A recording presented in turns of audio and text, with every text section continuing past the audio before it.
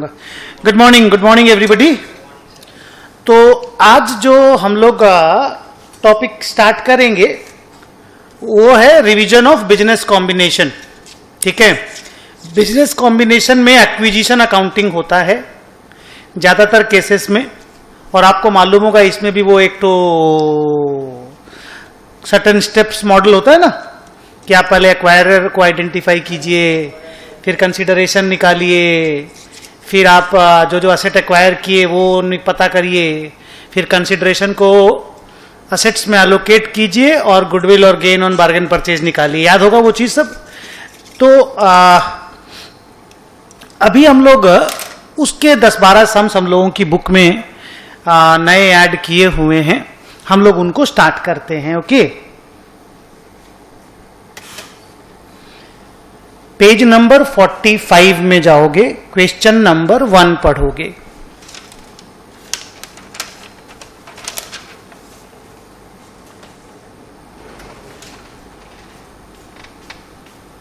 मेरा बैग दिया भाई है ना, बैग और जो किताब होता है सब ले आओ।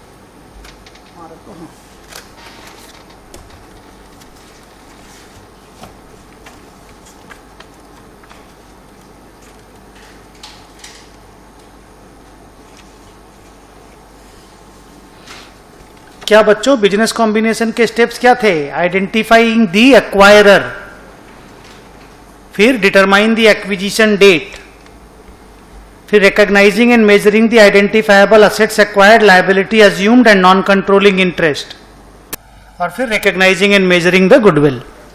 इसमें आपको एक चीज याद होगा कि ज्यादातर केसेस में एक्वायरर जो होता है, जिसको हम लोग परचेजिंग कंपनी भी बोलते हैं, वही वेंडर कंपनी को शेयर इशू करता है, वेंडर कंपनी के शेयर होल्डर लोगों को, एक्वायरी के शेयर होल्डर लोगों को।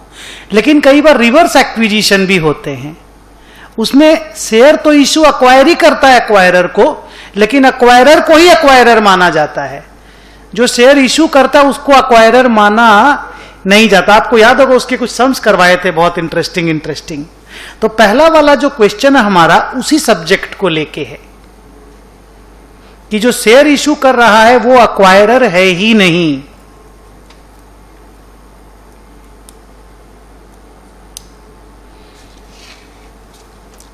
क्वेश्चन पढ़ लिया आप लोग?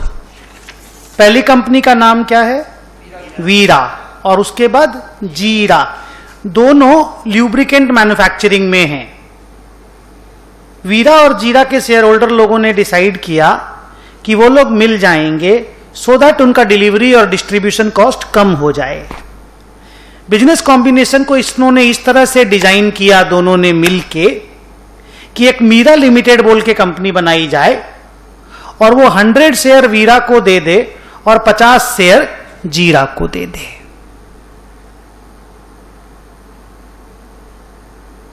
ये जो नंबर ऑफ शेयर है, दे reflect the relative fair value of the entities before the combination. मतलब 2:1 में ओनरशिप दिया गया, माने जो जीरा का वैल्यू था वो 200 करोड़ होगा, और वीरा का 200 करोड़ होगा, और जीरा का 100 करोड़ होगा। टोटल 300 करोड़ की कंपनी होगी। मान लो वीरा का मालिक तुम, इधर देखो बेटा, और जीरा का तुमको 200 करोड़ रुपए चाहिए, तुमको 100 करोड़ रुपया तुम्हारा चाहिए, तो एक नई कंपनी बना दी है 300 करोड़ की। ठीक है, उसमें से 100 शेयर तुमको दे दिए, 150 शेयर तुमको दे दिए, तो 150 शेयर के मालिक तुम ही लोग तो हो ना इस कंपनी में, और ये कंपनी 300 करोड़ की है, तो तेरे पास 2 ओनरशिप है, इसके पास 1 ओनरशिप है। 2:1 में 300 करोड़ का ओनरशिप तुम लोगों को बांट दिया आराम से। अरे 300 करोड़ ऐसे हवा में लिए हैं, 300 करोड़ वहां लिखा हुआ नहीं है, से 200 करोड़ उसका वर्थ है, से 100 करोड़ तेरा वर्थ है। ये वीरा है, तुम जीरा हो। अब तुम दोनों मिले, तो मिलके तुम दोनों डिसाइड किया कि चलो मीरा कंपनी बना लेते हैं, मिलना है तो मीरा बना लेते हैं। नाम को लेके फैंसी होगा, नहीं तो आराम से तुम जाके जीरा में मिल गए होते, कोई उसमें जाके वीरा में मिल गए होता, जीरा जाकर के कोई प्रॉब्लम ही नहीं होता। तुम छोटी कंपनी थे, ये बड़ा कंपनी था, तो एक तीसरा कंपनी बनाने की बात हो गई, मीरा। अब अगर ये 200 करोड़ की कंपनी है, तुम 100 करोड़ की कंपनी हो, तो जो कंबाइंड कंपनी होगी 300 करोड़ की होगी ना। तो 300 करोड़ की कंपनी ने क्या किया, 150 शेयर इशू किया, 2-2 रुपया वाला, उसको दे दिया 100 करोड़ शेयर 2 रुपया वाला, तुमको दे दिया 50 करोड़ शेयर 2 रुपया वाला, तो तुमको तेरा वर्थ मिल गया, उसको उसका वर्थ मिल गया। अरेंजमेंट ऐसा हुआ। क्वेश्चन पूछ रहा है कि determine who is the acquirer by applying the principles of Ind AS 103। नहीं, वीरा और जीरा में से कौन? यस, वीरा और जीरा में वीरा, क्योंकि मीरा तो ऐसे ही एक एंटिटी है, उसकी तो कोई औकात ही नहीं है कि वो इन दोनों कंपनी को खरीद ले। वो तो जीरो नेटवर्थ वाली कंपनी है। Meera is the new entity, तो मीरा तो अक्वायरर हो ही नहीं सकती, भले उसने शेयर इशू किया है 2:1 में, लेकिन acquirer here one who is issuing the share is not the acquirer. तो मीरा तो भूल ही जाओ। अब वीरा और जीरा तुम लोग दोनों हो। वीरा का नेटवर्थ है 200 करोड़ से तेरा 100 करोड़। टोटल जो 150 का शेयर इशू हुआ, उसमें इसको मिला 2:3, तुमको मिला 1:3। तो कौन बड़ा शेयर होल्डर है? वीरा। तो वीरा को ओनर माना जाता है, वीरा को एक्वायरर माना जाता है। कंट्रोलिंग स्टेक जिसके पास रहता है उन्हीं को माना जाता है कि दे आर द एक्वायरर। लिखो,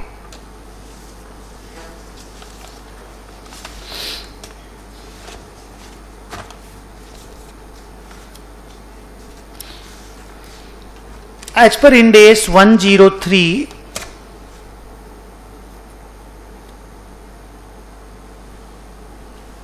the business combinations are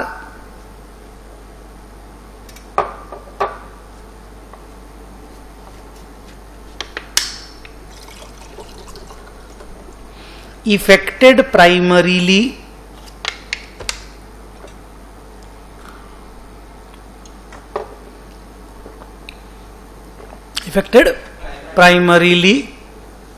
when the acquirer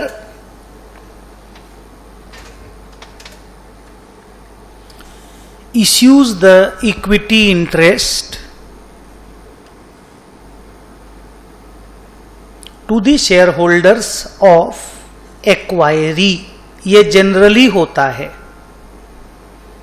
आज जब रिलायंस और आरपीएल का मर्जर हुआ तो रिलायंस ने शेयर इशू किया आरपीएल को। मैं आरपीएल का शेयर होल्डर था, मेरे को रिलायंस का शेयर मिला। रिलायंस आईपीसीएल का जब मर्जर हुआ तो भी रिलायंस ने शेयर इशू किया आईपीसीएल को। तो एक्वायरर क्लियर था कि कौन एक्वायरर है, और एक्वायरर हमेशा बड़ा एंटिटी ही एक्वायरर होता है। कई बार ये लोग कपड़ा पहनाने की कोशिश करता है, छोटा एंटिटी को एक्वायरर बना देता है रिवर्स मर्जर करके। तो इंस्टीट्यूट ने बोला रिवर्स मर्जर का आप कपड़ा पहना सकते हो, पर हम तो सब्सटेंस में जाएंगे, हम तो एक्वायरर उसी को मानेंगे जो बड़ा है, हम तो एक्वायरर उसी को मानेंगे जिसके पास कंट्रोल है। Full stop.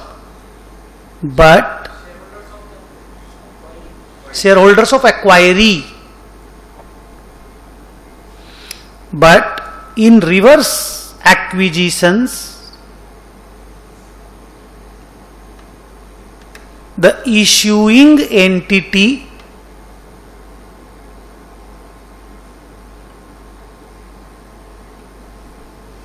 is the acquiree।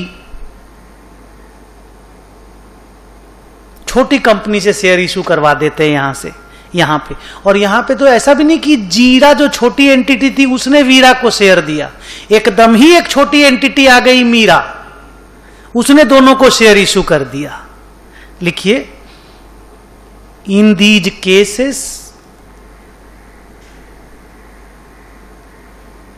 The acquirer, ऐसे केसेस में एक्वायरर किसको माना जाता है? द एक्वायरर इज आइडेंटिफाइड, या the acquirer is the entity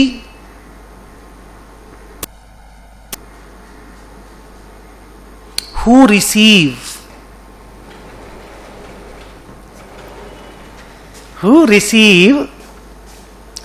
कर दो largest portion of the equity in the combined entity. Who receives the largest portion of the equity in the combined entity?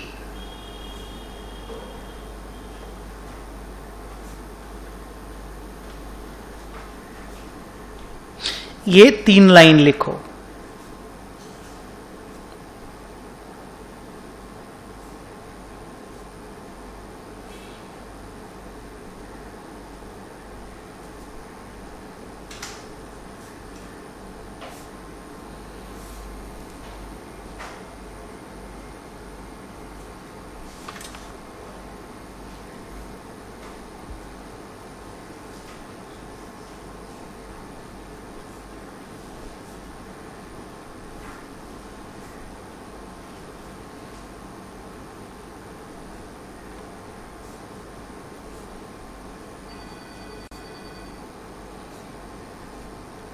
एक तो इस तरह का नाम रखता ना, मीरा वीरा जीरा, तो सुनाई भी नहीं देता बच्चों को. बच्चों का वो जो दिमाग, जो आंसर जो फॉर्म होता है धीरे धीरे, वो उल्टा पल्टा प्रोनाउंसिएशन के कारण ना उल्टा पल्टा आंसर बन जाता है बेचारों के दिमाग में. इसलिए ABCXYZ ज्यादा अच्छा होता है. ये तीनों के आंसर बताओ और बगल में परसेंटेज लिखोगे. 150, 150.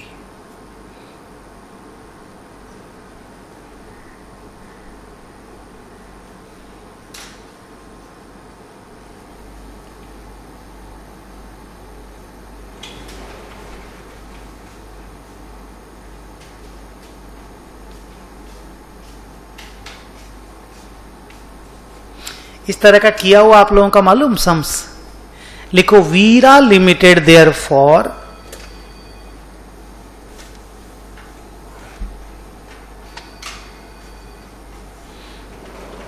will be considered as the acquirer.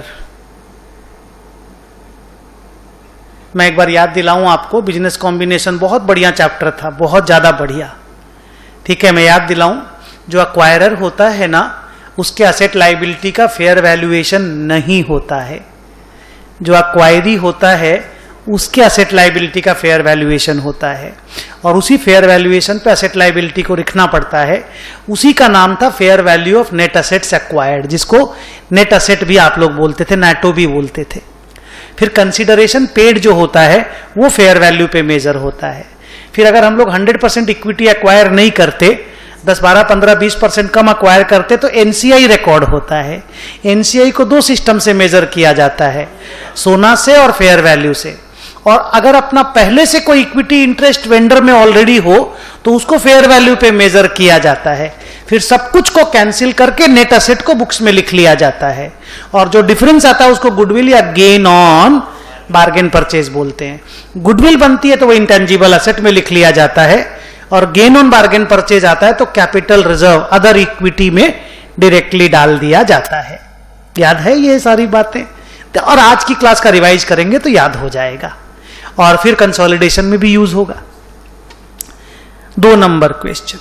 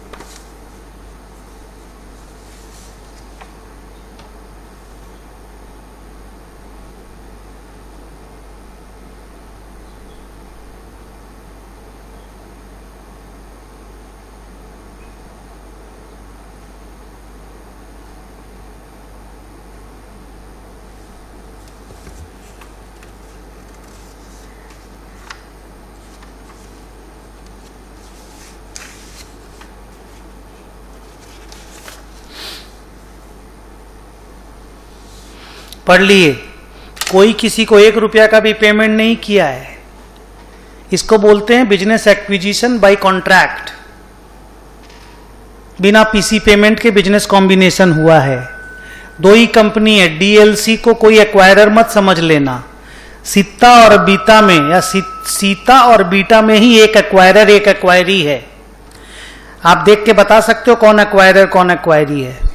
Sita acquirer है, क्योंकि मेंबर्स में, बोर्ड में, वोटिंग राइट में, कंट्रोल में उसके पास ज्यादा वोट है। कितना? 6 और उसके पास 4। पहले इस लाइन को लिखो।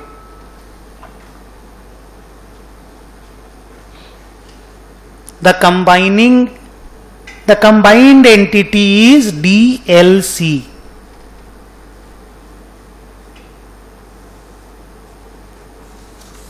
Sita Limited has 4 board members, नहीं 6 board members, whereas Beta Limited has 4 board members.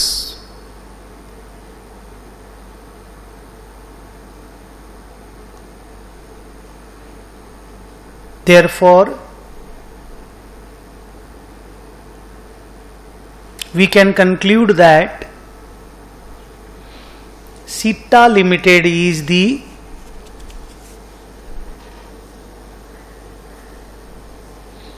acquirer.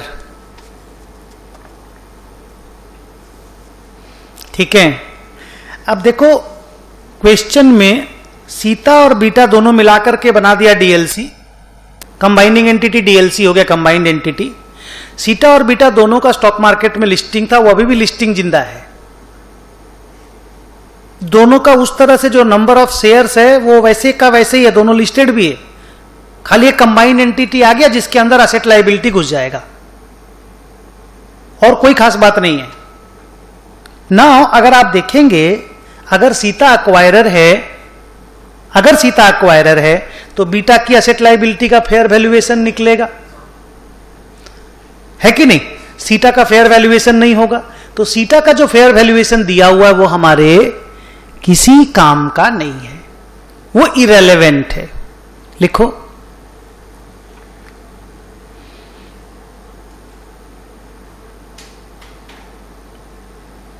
Sita limited is acquirer लिख दिया, फुल स्टॉप करके उसी के आगे लिखना therefore the fair value of assets and liabilities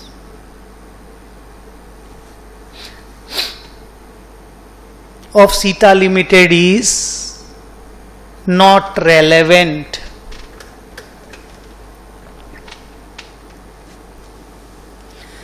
sir, अगर सीता लिमिटेड के शेयर होल्डर लोगों को पैसा, कोई किसी को पेमेंट नहीं कर रहा है, कोई सीता बीता में स्टेक नहीं ले रहा है, आप समझ रहे हो मैं क्या बोल रहा हूं? अगर सीता लिमिटेड का शेयर होल्डर लोगों को कंट्रोलिंग इंटरेस्ट बोलोगे तो बीटा लिमिटेड के जो शेयर होल्डर लोग हैं वो नॉन कंट्रोलिंग इंटरेस्ट वाले बन गए, क्योंकि सीता अगर एक्वायरर है तो उसके शेयर होल्डर का मेजॉरिटी इंटरेस्ट है, मोर देन 50। तो बीटा लिमिटेड के जो शेयर होल्डर है, हम लोग उनको कोई शेयर नहीं दे रहे, हम लोग उसका शेयर खरीद नहीं रहे। तुम लोग अपने आप को सीता समझ लो, तुम सीता हो, मैं मान लो बीटा लिमिटेड हूं, हम और दोनों तुम मिलके डीएलसी बना दिए, हम लोग दोनों का सेपरेट लिस्टिंग मार्केट में पॉसिबल है, से पॉसिबल है लीगल जुरिस्डिक्शन के हिसाब से, और डीएलसी खाली एक कंबाइंड एंटिटी बना दिए। अब उसमें मेजॉरिटी स्टेक किसके पास है? सीटा के पास है, तो सीटा एक्वायरर हो गया, तो बीटा का फेयर वैल्यूएशन निकलेगा असेट लायबिलिटी का जल्दी, और आप कंसिडरेशन तो पे करेंगे नहीं, सीटा तुम तो कंसिडरेशन तो पे करोगे नहीं, तो जो बीटा लिमिटेड के जो शेयर होल्डर लोग हैं उनको क्या नाम दिया जाएगा? Non controlling interest. लिखो, para change, as no consideration is being paid and Sita is not acquiring any stake in Beta. किस तरह से कंबाइन कर रहे देख रहे हो ये लोग? हम लोग का एक ट्रेडिशनल फॉर्म ऑफ कंबाइनिंग है कि उसका 80% खरीद लो, 90% खरीद लो। ये कोई खरीदा खरीदी हुआ ही नहीं, बस दोनों आकर के मिल गया, और एक नया कंपनी बना दिया, नाम क्या दिया? डीएलसी। उसी में बड़ा कंपनी एक्वायरर मान लिया गया, छोटा कंपनी को एक्वायरी मान लिया गया। लिखो एज नो कंसिडरेशन, और कोई किसी को कंसिडरेशन नहीं पे किया, सब जैसे था पहले वैसे ही है। लिखो as no consideration is being paid by Sita to beta. ठीक से लिखा हुआ, ठीक ही तो था पहले, इसको मैनेज कर लो ना। क्या? As no consideration is being paid, the shareholders of beta becomes NCI naturally.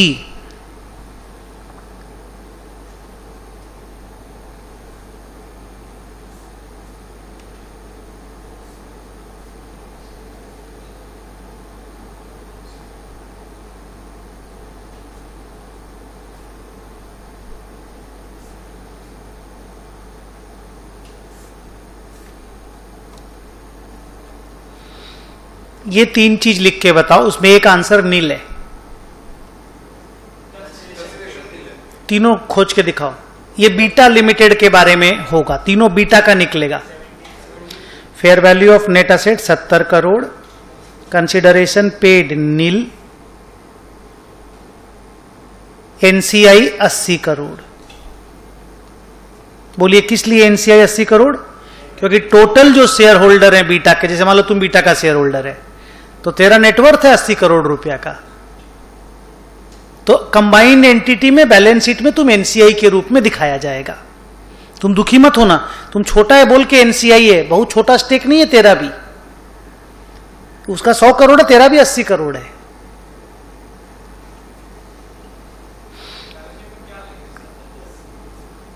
सत्तर असेट साइड में और लाइबिलिटी साइड में 80 और 10 गुडविल का असेट साइड में।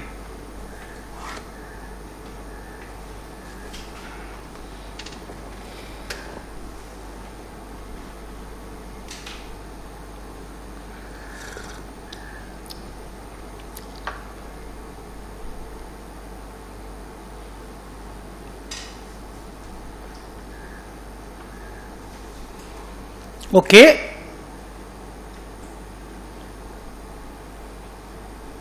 Question number 3। ये इंटरेस्टिंग क्वेश्चन है, एग्जाम में आने लायक, एकदम 4 मार्क्स का।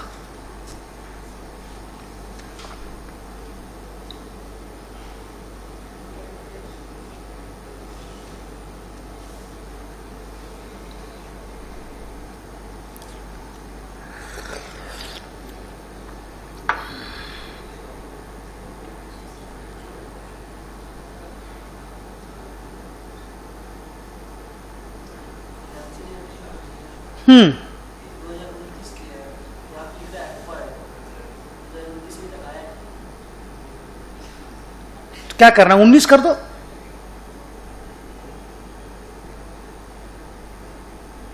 ये रहने दो ना, तुमको क्या प्रॉब्लम है, रहने दो डेट को वैसे ही। फिर मेरे को नीचे बहुत सारा डेट सुधारना पड़ेगा। जब 19 लिखोगे तो 20 को फिर 10 लिखना पड़ेगा, है ना। रहने दो ऐसे ही, मैं अगली बार जब बुक बनाऊंगा तो चेंज कर दूंगा।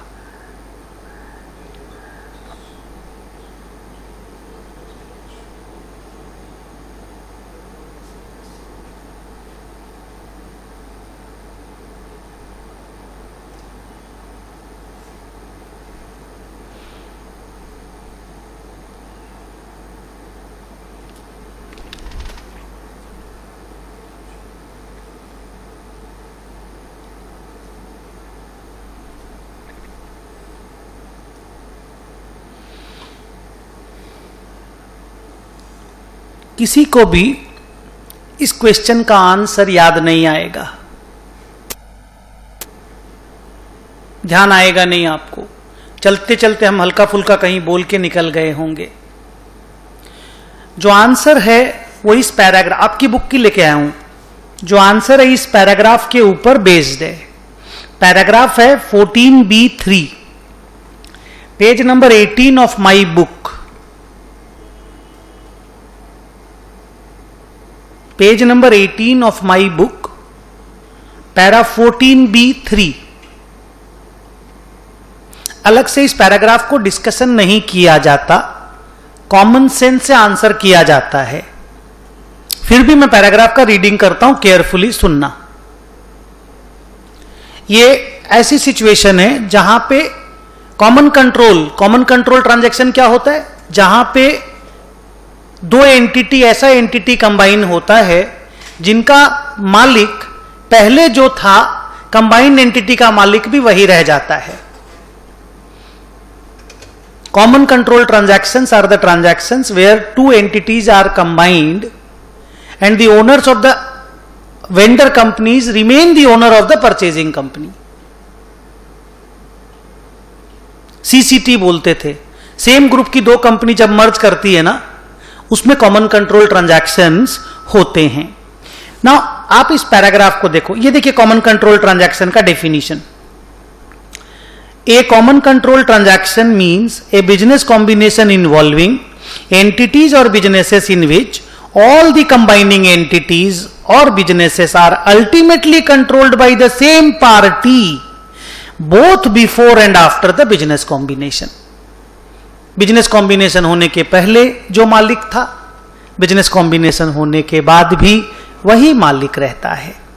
इस तरह के जुड़ाव को कॉमन कंट्रोल ट्रांजैक्शन बोलते हैं। कॉमन कंट्रोल ट्रांजैक्शन हमारे हिंदुस्तान में amalgamation in the nature of merger के नाम से जाना जाता था। इसमें असेट लायबिलिटी का फेयर वैल्यू नहीं निकलता है, कैरिंग अमाउंट पे ही असेट लायबिलिटी को रिकॉर्ड कर लिया जाता है, अलग से गुडविल कैपिटल रिजर्व नहीं आता। इसके अलग से सम कराए हैं हम, आप देखिएगा बुक्स में, सबसे पहले वही उसी के सम बनाए गए थे ना। यहां इंपॉर्टेंट बात यहां पे है, the financial information in the financial statement in respect of prior period should be restated as if the business combination had occurred from the beginning of the earliest period presented in the financial statements irrespective of the actual date of the combination. समझे या फिर से बोलूं? एक बार मैं फिर से पढ़ता हूं। आप तो जानते हो हम लोग को दो बैलेंस शीट देना पड़ता है, करेंट ईयर प्रीवियस ईयर, दो पीएल देना पड़ता है, करेंट ईयर प्रीवियस ईयर। ना मान लो मैं हूं मिस्टर ए अग्रवाल, सुदर्शन अग्रवाल, मैं दो कंपनी का मालिक, स्पीड वाणिज्य, मैग्नेट कॉमर्शियल। हेलो, सच्ची में हूं मालिक, स्पीड वाणिज्य और मैग्नेट कॉमर्शियल। अब मैंने डिसाइड किया आज कितनी तारीख है? 27 मार्च 2021 को, 21 है ना, कि दोनों कंपनी को मिला के एक कर दिया जाए और दोनों मिला के नाम हो गया स्पीड मैग्नेट प्राइवेट लिमिटेड या मैग्नेटिक स्पीड प्राइवेट लिमिटेड, मिलाकर के एक बना दिए। तो इस साल से मेरा बैलेंस शीट एक करके बनेगा। MSPL जो है मैग्नेटिक स्पीड प्राइवेट लिमिटेड, वही कंबाइंड एंटिटी है। पहले भी दोनों कंपनी का मालिक मैं ही था, अभी इस कंपनी का मालिक मैं ही हूं जिसके अंदर दोनों कंपनी घुसी हुई है। ये हो गया CCT। याद दिला रहा हूं, थोड़ा सा बैकग्राउंड दे रहा हूं। अब इसमें क्या है, करंट ईयर की बैलेंस शीट मेरे को कंबाइन करनी पड़ेगी, एक बना करके देना होगा क्योंकि इस साल कॉम्बिनेशन हुआ है। करंट ईयर का पीएल भी मुझे जोड़ के दिखाना पड़ेगा। हम ये नहीं बोल सकते कि 27 मार्च को कॉम्बिनेशन हुआ है तो खाली 4 दिन का ही पीएल कंबाइन होगा। नो, 4 दिन का पीएल कंबाइन नहीं होता है, पूरे साल का पीएल कंबाइन होता है, पूरे साल की बैलेंस शीट कंबाइन होती है। और कंपेरेटिव बनाने के लिए पिछले साल की बैलेंस शीट को भी कंबाइन करके दिखाना पड़ता है और पिछले साल के पीएल को भी कंबाइन करके दिखाना पड़ता है। अजीब, 27 मार्च 2021 को कॉम्बिनेशन नहीं हुआ, कॉम्बिनेशन कई साल पहले हो गया था, या एटलीस्ट 1/4/19 को कॉम्बिनेशन हो गया था। भले कॉम्बिनेशन 27 मार्च 2021 को हुआ, पर मानना पड़ेगा कि 1 अप्रैल 2019 को ही कॉम्बिनेशन हो गया था। तो 1 अप्रैल 19 को अगर कॉम्बिनेशन हो गया था तो 19-20 का पीएल और बैलेंस शीट कंबाइंड, 20-21 का PL balance sheet combined, so that comparatives are not getting disturbed. ये हम लोग के जब इंटर में हम लोग amalgamation in the nature of merger पढ़ते थे उसमें भी था, इवन आपके ईपीएस पीपीएस के सम्स वगैरह में भी था कि मर्जर होने से beginning of the preceding year में मर्जर माना जाता है। कई बार डिस्कशन हुआ है, अभी आप रिवाइज नहीं किए बोल के आपको याद नहीं है। तो यही चीज लिखा हुआ है कि the financial information in the financial statements in respect of preceding period should be restated, पुरानी बैलेंस शीटों को भी रीस्टेट करना पड़ेगा, as if the business combination had occurred from the beginning of the earliest period, full stop, सारा AC बंद करो, from the beginning of the earliest period. ये पीरियड कौन सा है? 20-21 के मिडिल में कंबाइन किए हम लोग, तो अर्लीएस्ट पीरियड कौन सा? पीछे वाला 19-20। प्रीसीडिंग पीरियड का फर्स्ट डे कौन सा है? 1 अप्रैल 19, तो 1 अप्रैल 19 को मर्जर हो गया, ऐसा मान के बैलेंस शीट पीएल बनाना पड़ेगा। ये नॉर्मल है, ये पहले भी था, बचपन से ये रूल है, ये आज नया रूल नहीं है, इट्स नॉट एन अमेंडमेंट। इसके ऊपर कई सारे सम कराए होंगे तुम्हारी बुक्स में, ईपीएस में तो हमको पक्का याद है सम होगा, और नहीं भी है तो तुमको आज बता दिए, ठीक है। अब इसके आगे एक लाइन सुनो, हाउएवर इफ, ये important, however if the business combination had occurred after that date the prior period information shall be restated only from that date. ये क्या है सर? मान लो मैं मैग्नेट का मालिक, स्पीड का मालिक, मैं स्पीड का मालिक तो बचपन से, लेकिन मैग्नेट को मैंने खरीदा पिछला साल के बीच में या पिछला साल के फरवरी में, माने 1920 वाला जो फरवरी आया ना तब खरीदा, माने पिछला साल 2 ही महीना के लिए मेरे पास वो कंपनी थी, फरवरी और मार्च, और इस साल पूरे 12 महीना के लिए मेरे पास कंपनी थी वो, और इस साल के लास्ट में 28-27 मार्च में हम कंबाइन किए दोनों को। तो क्या इस केस में हम ये मान पाएंगे कि 1 अप्रैल 90 से बिजनेस कॉम्बिनेशन हो गया? तो कब से मानना होगा? फरवरी से मानना होगा, तो वही लिखा हुआ है। क्लियर? तो ये चीज आपके बुक में पहले से था। जब मैं बोलता हूं ना आपको बुक रीडिंग कर लेना चाहिए, पैरा रीडिंग कर लेना चाहिए, ये सब जो मैं लिख के दिया हूं, मैंने मेहनत से लिख के दिया है, तो इनके ऊपर से भी क्वेश्चन कई बार आ जाते हैं, जो हो सकता है क्लास में हम लोगों ने अलग से सॉल्व नहीं कराया हो। Therefore the paragraph reading of the book is very important. At least जो मेरी बुक में लिखा हुआ है वो तो इंपॉर्टेंट है। चलो अब आप क्वेश्चन देखो, आप आराम से समझ पाओगे।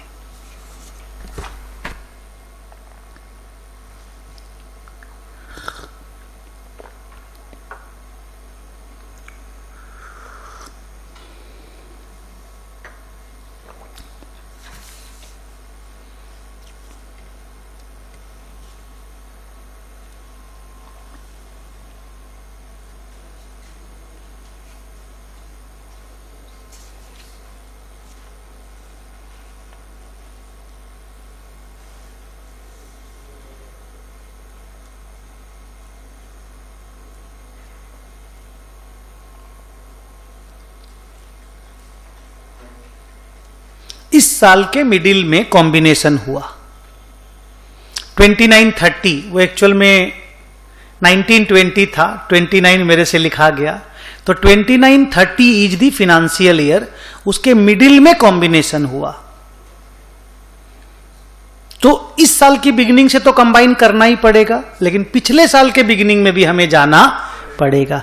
तो आप बोलेंगे 1/4/2028, 28, 29, 30 दोनों के कंबाइंड बैलेंस शीट पीएल भेजने पड़ेंगे। लिखो,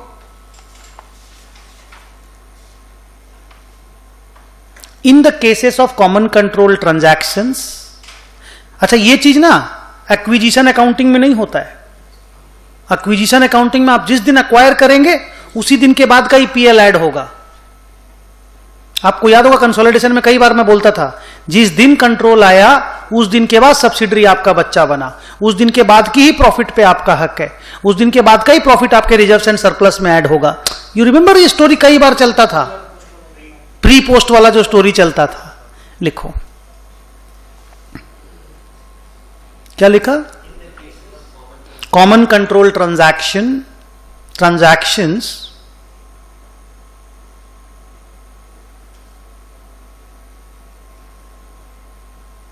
the preceding year's financial statements are to be restated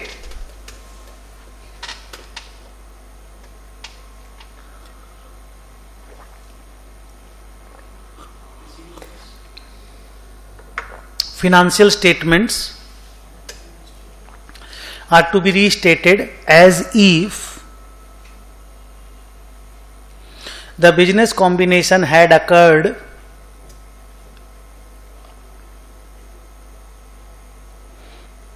from the beginning of the preceding period.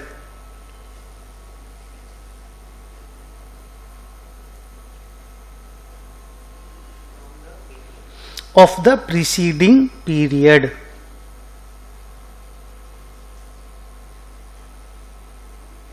ठीक है, नीचे लिखो ए, पहला क्वेश्चन,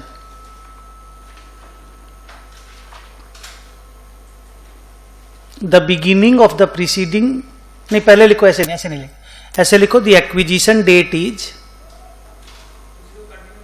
हाँ अब ए लिख रहे हैं, पहला क्वेश्चन फिर दूसरा क्वेश्चन, दो क्वेश्चन है ना ए बी। अब पहला वो ऊपर में एक आंसर स्टेटमेंट लिख दिए, अब ए का आंसर लिख रहे हैं। बोलो एक्विजिशन डेट क्या है? 1/10/29। 29 ठीक लिख रहे हैं, 1/10/29। दो ठो एसी चलाओ, 3/6 लिख दिया बेटा। तो इसका करेंट ईयर कौन सा है? 29-30। इसका प्रीसीडिंग ईयर कौन सा है? 28-29। तो 28-29 का बिगिनिंग डेट कौन सा है? 1/4/28। तो आपको यह मानना है कि यह कॉम्बिनेशन 1/4/28 को हो गया था। लिखो the preceding year is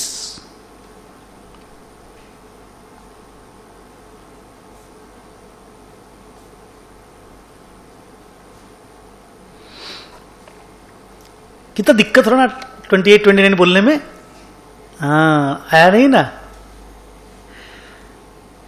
beginning of the preceding period,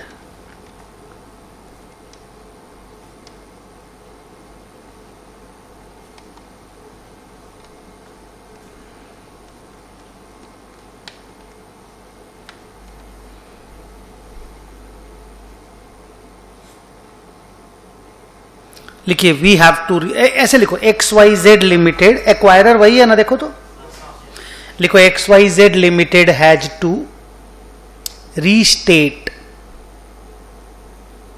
it's financial statements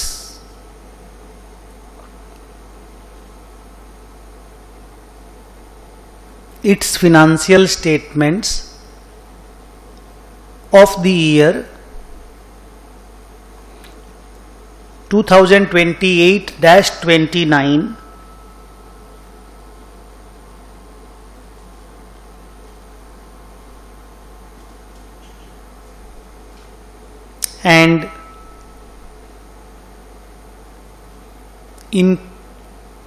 and include the results of, vendor company का नाम बताओ, PQR Limited from the beginning, that is for full year.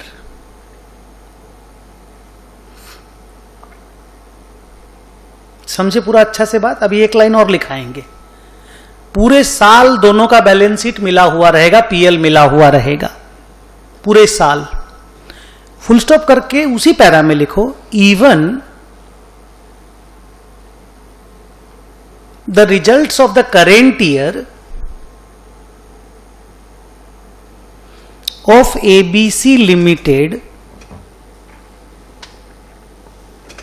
नहीं ABC नहीं, क्या नाम है, नहीं XYZ का तो पूरा रहेगा XYZ की बैलेंस शीट में, of PQR Limited will be included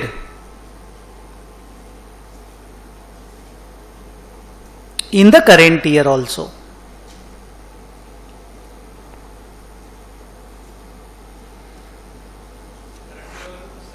current year वाला भी 6 महीना का रीस्टेट हो जाएगा, क्योंकि 6 महीना के बाद तो आपने इंक्लूड कर ही लिया होगा नेचुरल प्रोसेस से, क्योंकि अक्टूबर में आपने एक्विजिशन कर लिया। मान लो हम लोग सब XYZ है, तो हम लोगों ने उसको खरीद लिया था PQR को अक्टूबर में, तो अक्टूबर के बाद से तो हम लोग उसको मिला ही लिए होंगे।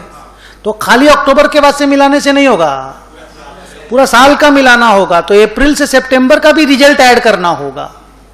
तो जब आप रीस्टेट करेंगे तो दोनों साल का फुल डेटा XYZ PQR का मिलाया हुआ बैलेंस शीट में जाएगा। यही नॉर्मल है, ईपीएस में भी ऐसा ही होता है। बी नंबर क्वेश्चन,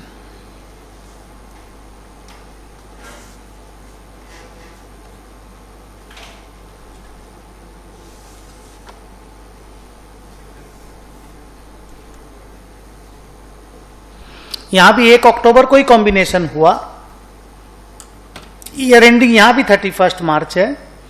दोनों का पुराना मालिक ए मिस्टर अग्रवाल ही है, लेकिन मिस्टर अग्रवाल एबीसी में कई साल पहले मालिक था, पर डीईएफ में 1 October of the preceding year ownership आया है। हाँ, 1 अक्टूबर से ही आएगा, लेकिन करेंट ईयर में फुल ईयर ऐड करना होगा। लिखो, as mister A was not the owner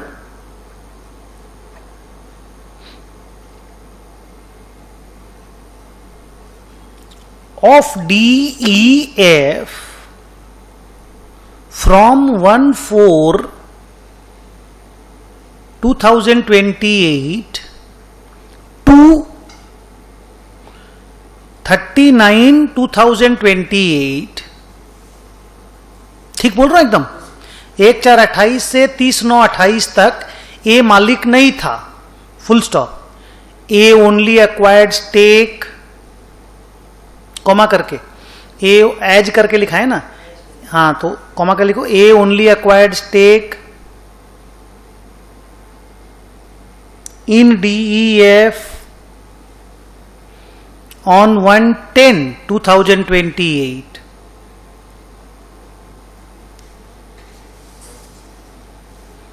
so the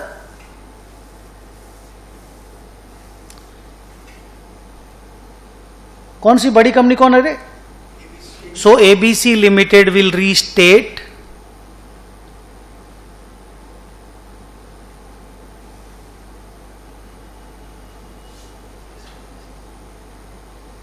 it's financial statements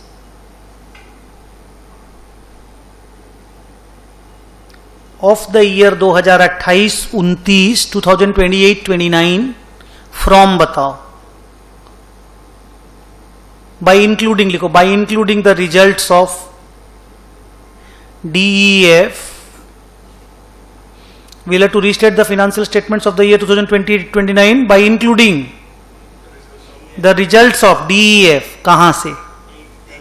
हाँ, from the date 1/10/2028।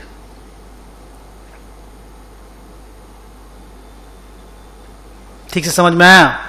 Current year का लेकिन फुल ईयर का कंबाइंड रिजल्ट आएगा। लिखो, current years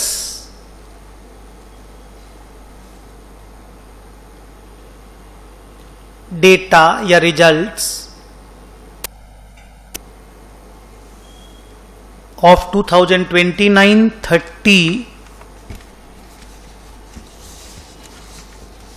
will be fully combined।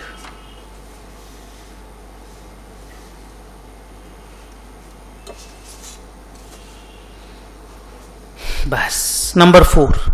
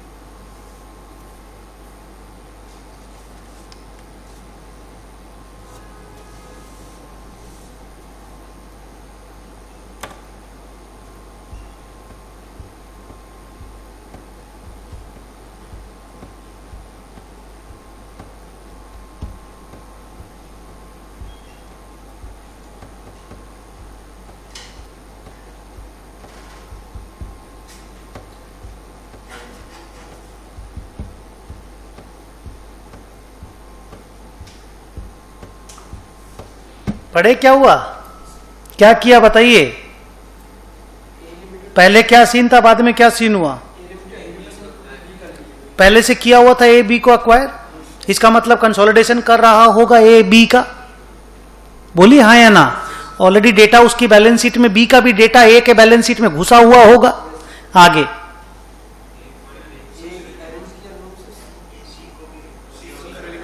जल्दी, ए सी बनाया, फिर क्या हुआ,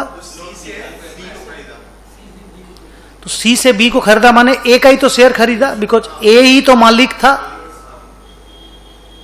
जल्दी, इसका मतलब सी ने जो पैसा दिया वो ए को दिया। ए के पास जो बी का शेयर होल्डिंग था वो सी खरीद लिया, तो आज के दिन सी बन गया बी का मालिक। जल्दी बोलिए। और ए सी का मालिक। पहले ए बी का मालिक था, अब ए सी का मालिक बन गया और सी बी का मालिक बन गया, और सी भी ए से ही शेयर खरीदा है बी का। अब आप बताइए, क्या इसमें एक्विजिशन अकाउंटिंग लग सकता है या मालिक वही है जो पहले था? वही है ना जो पहले था। तो किस तरह का ट्रांजैक्शन होना चाहिए? कॉमन कंट्रोल होना चाहिए। तो जो फेयर वैल्यू का भाषण दे रहा है वहां पे वो यूज होना नहीं चाहिए। आज भी बी का मालिक ए ही है, अब वो सी के थ्रू से है। बोली हाँ या ना, लिखो।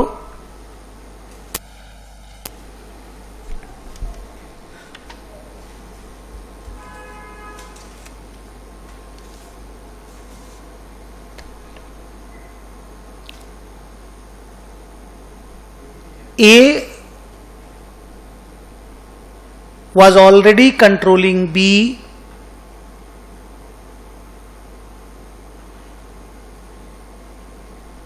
before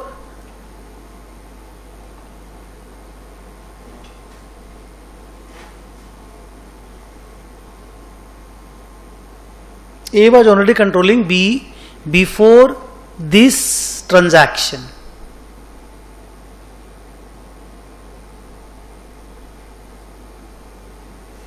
Before this transaction. क्या था this transaction? लिखो full stop. This transaction is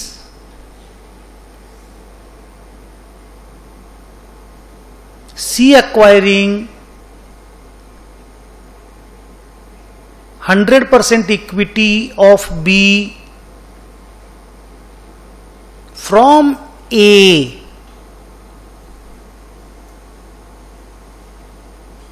Full stop.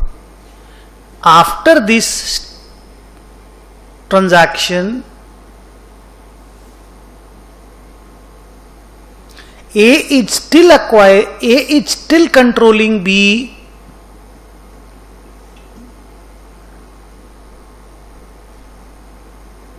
through C.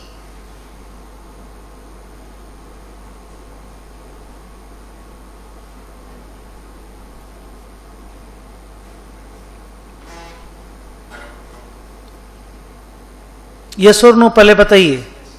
So virtually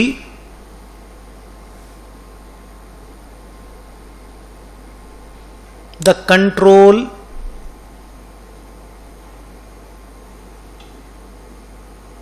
remains with the same party.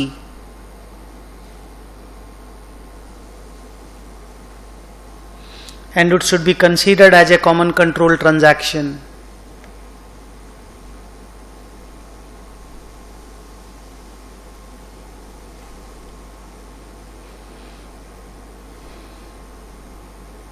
Full stop. लिख पाए अच्छे से?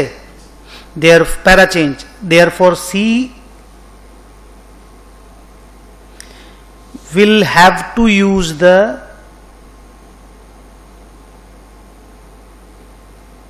carrying amount of net assets of rupees 1 lakh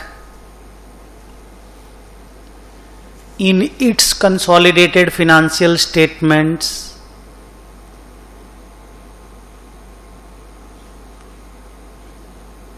and not the fair value of 1,50,000.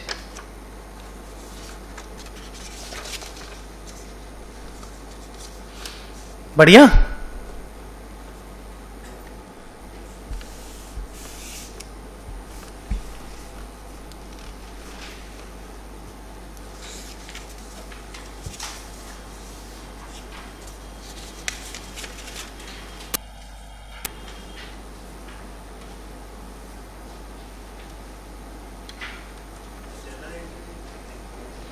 नहीं, उतना general entry कहां हो पाएगा.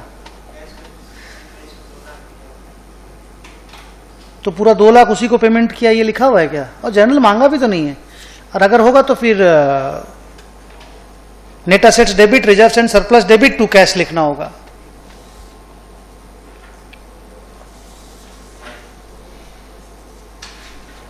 Question number 5.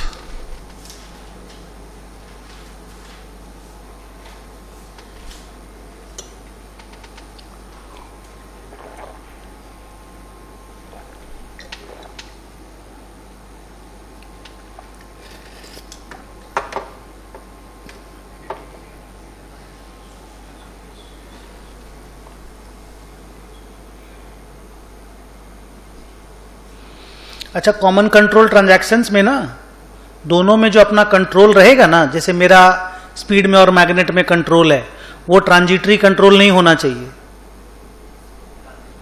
मतलब ऐसे फॉर द टाइम बीइंग का नहीं रहना चाहिए, परमानेंट कंट्रोल रहना चाहिए. हाँ, वही परमानेंट कंट्रोल रहना चाहिए. पढ़िए, ये देखिए ना paragraph. Common control business transaction involves the combination where all the combining entities are ultimately controlled by the same party before and after the combination, and that control is not transitory. Normal बात है ये.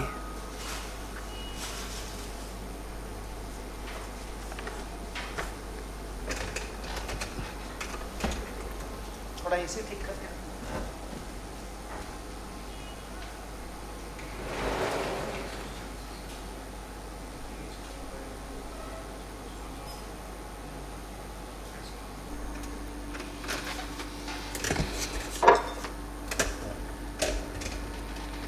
ए को कौन own करता है? बहुत सारे share holders. B को कौन ओन करता है? राम.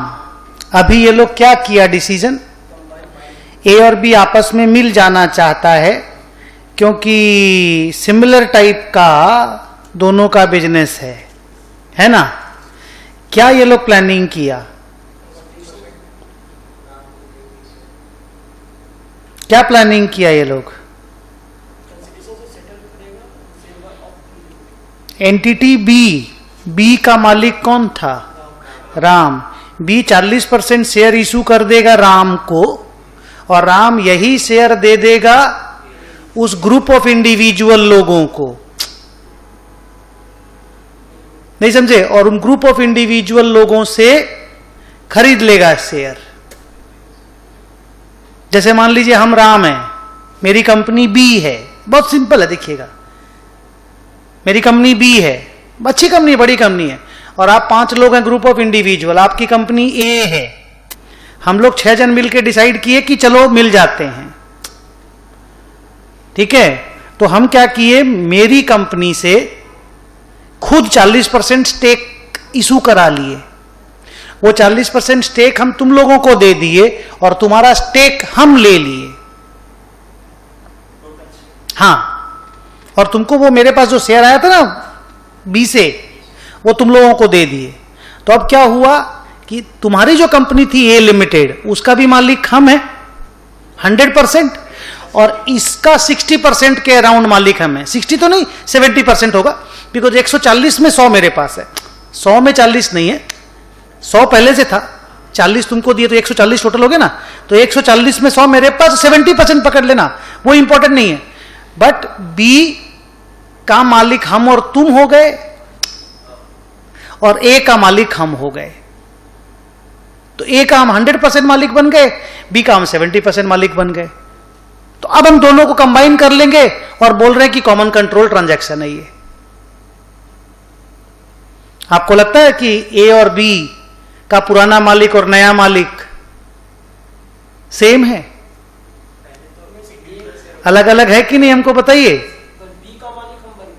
आप समझ में आ रहा क्या बोल रहे हैं? सेम ओनरशिप नहीं है। ये जस्ट की कॉम्बिनेशन के पहले स्टेक चेंज करा करके सीसीटी बनाने का कोशिश किया जा रहा है ताकि फेयर वैल्यू का अकाउंटिंग नहीं करना पड़े। नहीं समझे अभी भी? दोनों का सेम सेट ऑफ मालिक रहना चाहिए। अगर ए भी राम की कंपनी होती, बी भी राम की कंपनी होती, तब जाकर के ये पॉसिबल होता। हाँ, ये एक्विजिशन हुआ, ये राम ने एक्वायर कर लिया ए को अपनी कंपनी का शेयर दे करके। तो इसमें आपको फेयर वैल्यू अकाउंटिंग करना ही होगा, बिजनेस कॉम्बिनेशन का एक्विजिशन अकाउंटिंग करना ही होगा। लिखो,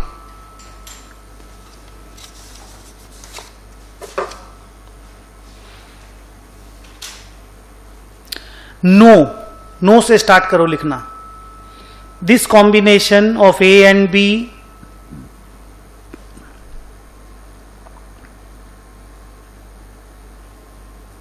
this combination of A and B is not a common control business transaction या common control transaction.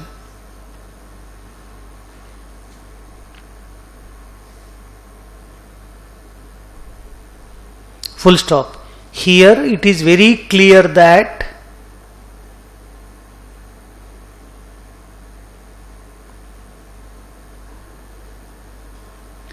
B, entity B is acquiring entity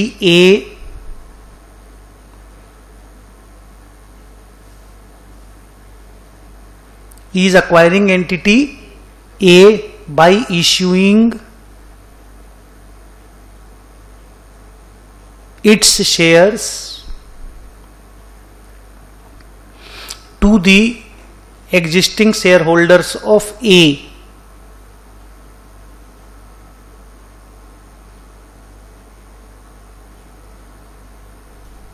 Therefore,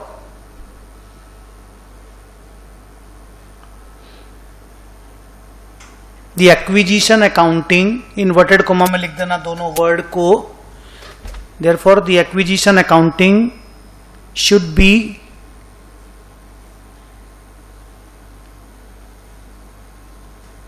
done and fair valuation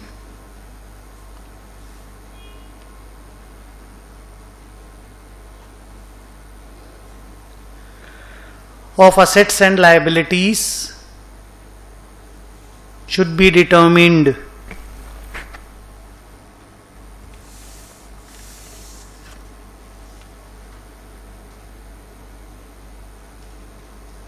para change करके लिखो, mister Ram was never controlling A. It was only, he was, लिखो, he was only the owner of B.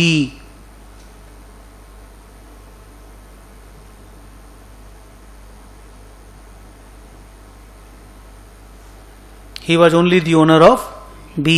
So, नहीं सो को हटाओ तो, before combination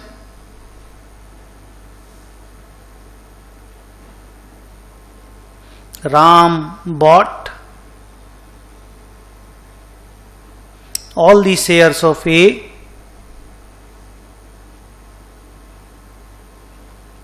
before combination. बोलो, Ram bought all the shares of A by issuing some shares in B. यही हुआ ना? So it cannot be a CCT. बस इतना ही लिखोगे। हाँ,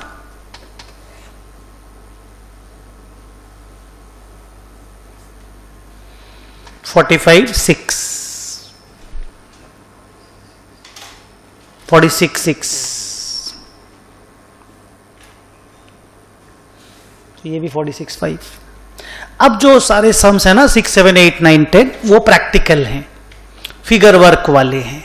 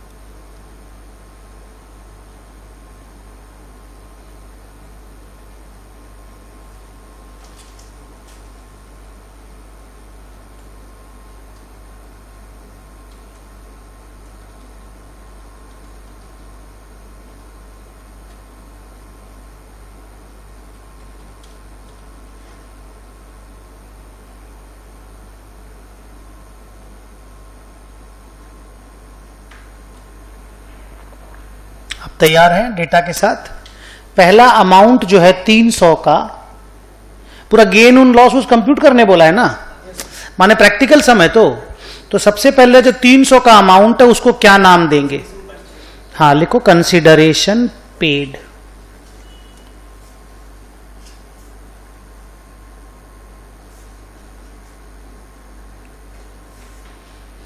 $300 ये क्रेडिट होता है to bank, to cash, to equity share capital. कैसे पेमेंट होता है उसके ऊपर डिपेंड करता है। हम लोग कई बार टू कंसिडरेशन पेड लिख के भी छोड़ देते हैं, जब मालूम नहीं रहता है कि कैश दिए हैं कि शेयर दिए हैं उनको, तो टू कंसिडरेशन पेड भी लिख देते हैं। यहां क्या पेमेंट हुआ मालूम है क्या? कैश दिया गया, ठीक है।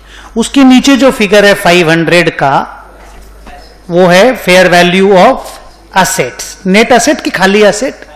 अच्छा, टोटल असेट्स, ठीक है।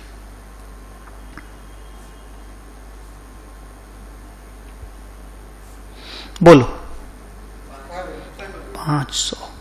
उसके नीचे जो 100 की लायबिलिटी है वो क्या है? ठीक है।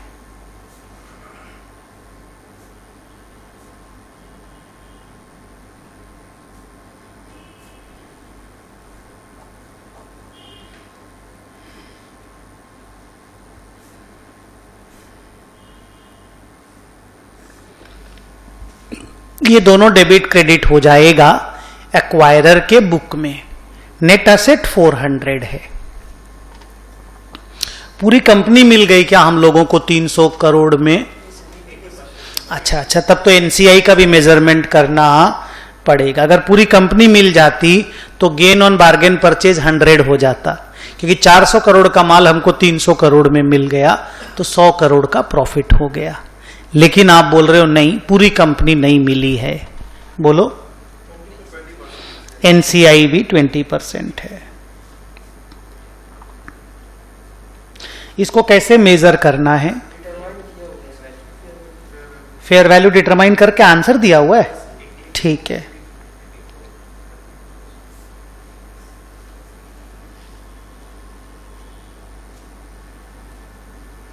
ये क्रेडिट होता है, इधर देखो, ये क्रेडिट का चीज है। एनसीआई याद होगा, लायबिलिटी साइड में इक्विटी में ऐड करके दिखाते हैं।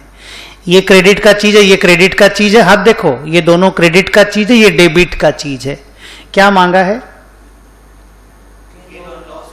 हाँ, तो यहां पे गेन हो रहा है 16 का। ऐसे निकाला जाता है 400 माइनस 300 प्लस 84।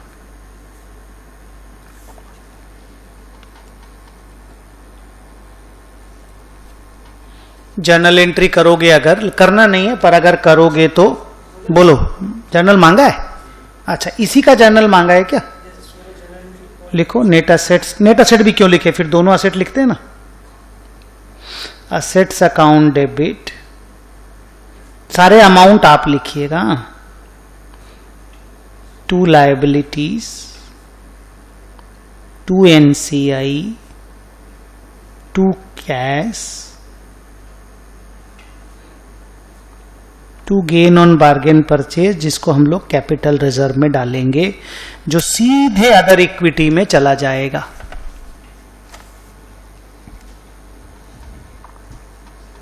क्रेडिट में 5 आइटम आया है बेटा, डेबिट में 1 आइटम आया है, क्रेडिट में 4, सॉरी। सारे अमाउंट बताओ। Assets debit 500, to liabilities 100, NCI 84, cash 300, bargain 16। इसमें एक और सम मांगा है, क्या बोला है बोलो तो? अगर सोना पे NCI को मेजर करोगे तो क्या मांगा, क्या है? खाली NCI का वैल्यू मांगा है। हम लोग गेन ऑन बार्गेन परचेज भी निकाल देंगे। तो net asset is equal to बताओ कितना है? सेकेंड क्वेश्चन, एसेट 2 लिख देता हूं, बोलो। 400। NCI एट सोना, फुल फॉर्म लिखोगे बेटा? हाँ, proportionate share of net assets. तो NCI के पास कितना स्टेक परसेंटेज में है? 20%। तो 20% इंटू 400, 80। एक बार ऊपर वाली जर्नल एंट्री को देखना 80 लिखकर। हाँ, अगर इसको 80 करोगे तो ये 20 हो जाएगा। दिख रहा है देखो, एकदम सिंपल नहीं? तो लिखो gain will be 400 minus 300 plus 80।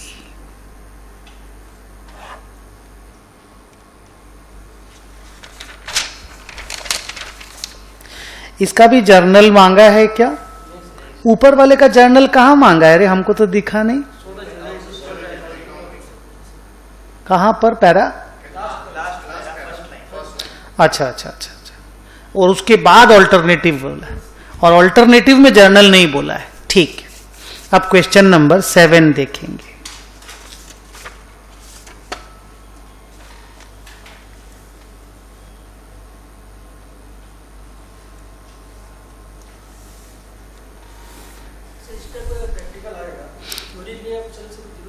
नहीं नहीं, ये इतना ही लिख के आना है।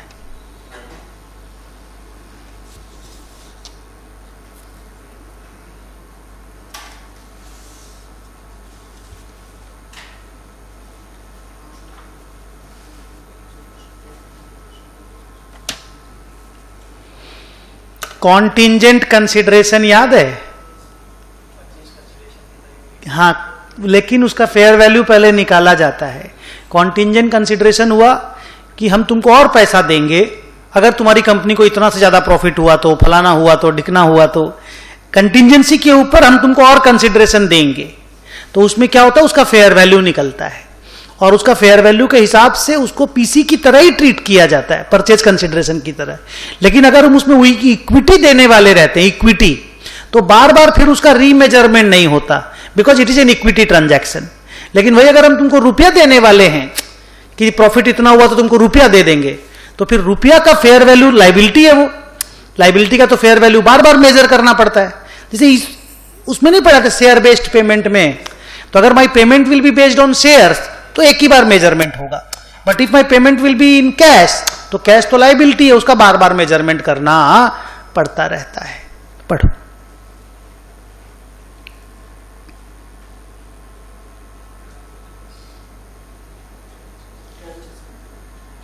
ट्रांचेस 2 बार, 2 पार्ट में। ट्रांच माने 2 बार।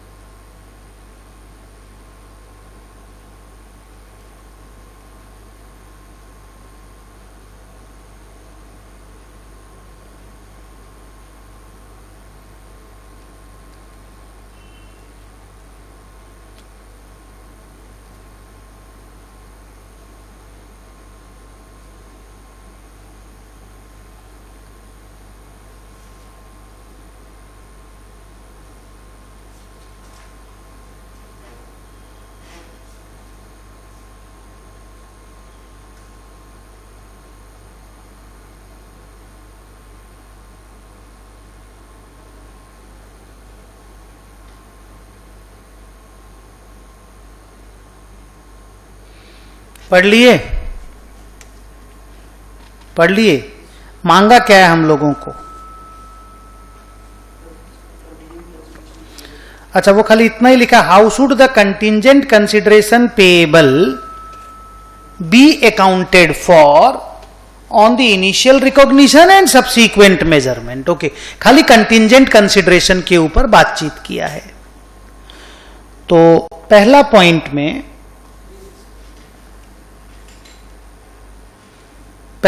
में जो कंटिंजेंट कंसिडरेशन है वो कैसे पेमेंट होगा? शेयर्स में फिक्स्ड नंबर है या फिक्स्ड नंबर है? तो फिक्स्ड नंबर होने से रीस्टेट करने की जरूरत नहीं पड़ेगी। लिखो,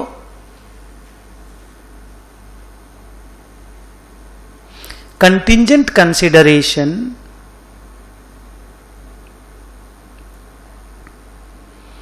of rupees 25 lakhs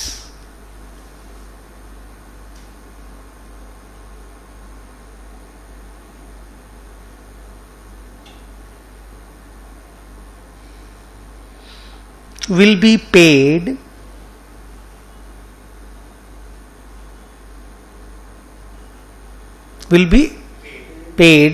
in fixed number of shares.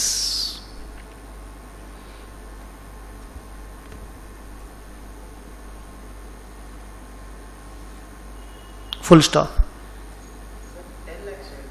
नहीं, 2 लाख कंटिंजेंट की बात कर रहा हूं मैं। 10 लाख तो दे ही रहा है, 2 लाख अलग से दे रहा है। देखो, full stop. This is being satisfied या this will be satisfied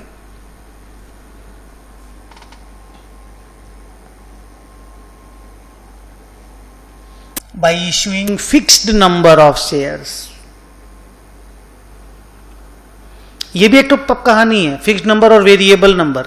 share में भी अगर फिक्स्ड नंबर दे रहे हो तो ही इक्विटी ट्रांजैक्शन माना जाता है।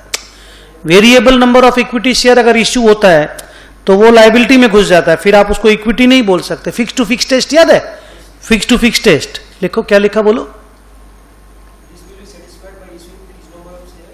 फिक्स्ड ऐसे करो, 2 lakh fixed number of shares. ये ठीक है, fixed number of shares that is 2 lakh।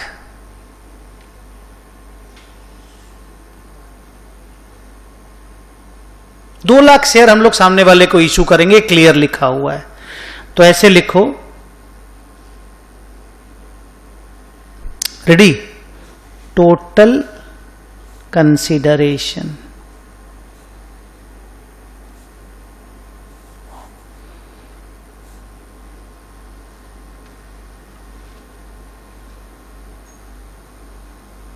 In equity shares. कितना शेयर देंगे शुरू में? 10 लाख। और एक शेयर का फेयर वैल्यू क्या है जो तुरंत अभी दे रहे हैं? कंटिंजेंट वाला नहीं, ये वाला जो शेयर इशू कर रहे हैं। फेस नहीं, फेयर वैल्यू देखना पड़ता है, फेस वैल्यू से कभी मल्टीप्लाई नहीं होता। 20 रुपया, तो ये हो गया 200 लाख। और कंटिंजेंट कंसिडरेशन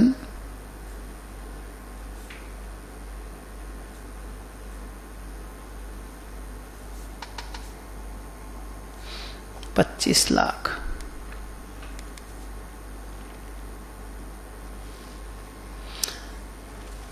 अब आप तुरंत मेरे को ये बोल सकते हैं कि सर 2 लाख शेयर उसको देगा, 20 रुपया वाला शेयर है, तो 40 लाख ना इसका फेयर वैल्यू होना चाहिए था।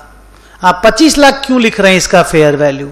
इसका आंसर है कि सर वही 2 लाख शेयर है, पर फेयर वैल्यू 20 रुपया नहीं हो सकता, क्योंकि ये हम देंगे या नहीं देंगे श्योर नहीं है। ये 2 लाख शेयर हम तब देंगे तुम्हें, मान लो तुम वेंडर हो, अगर तुम्हारी प्रॉफिट एक लेवल को अचीव करेगी। प्रॉफिट है कि मार्केट प्राइस है? अगर तुम्हारी प्रॉफिट एक लेवल तक अचीव करेगी, अगर अचीव नहीं करेगी तो हम ये नहीं भी दे सकते हैं, अगर करेगी तो तुमको देंगे। तो इसमें कंटिंजेंसी आ गया। कंटिंजेंसी आ जाने से फेयर वैल्यू उस चीज का गिर जाता है। श्योर शॉट ले लो तब तो 20 रुपया है, आज के दिन तो 20 है दाम उसका, पर हम देंगे कि नहीं देंगे, प्रोबेबिलिटी आ गया। तो जब प्रोबेबिलिटी से किसी भी चीज को मल्टीप्लाई कर दोगे तो fair value has to come down. इसीलिए इसका दाम 40 लाख नहीं होके 25 लाख है। लिखो,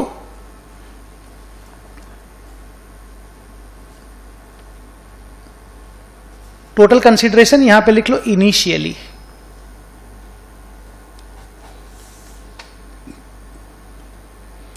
अब पैरा चेंज करके लिखो सब्सीक्वेंटली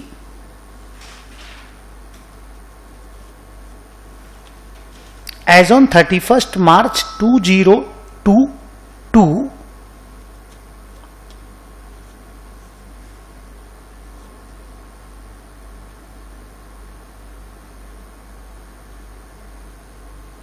when the actual shares were issued as the profit exceeded 1 crore,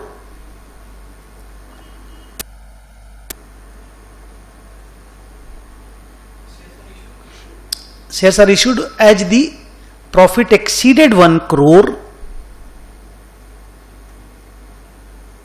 इसकी तो बात थी ना, ये 2 करोड़ की 2 लाख, ये 2 लाख ना, 2 लाख शेयर है ना, इधर देखो बच्चों हाथ, ये तो 2 लाख शेयर हम तुमको देंगे, बात हुई थी ना, प्रॉफिट टच करेगा तो फिर प्रॉफिट टच भी कर गया, हम तुमको 2 लाख शेयर भी दे दिए।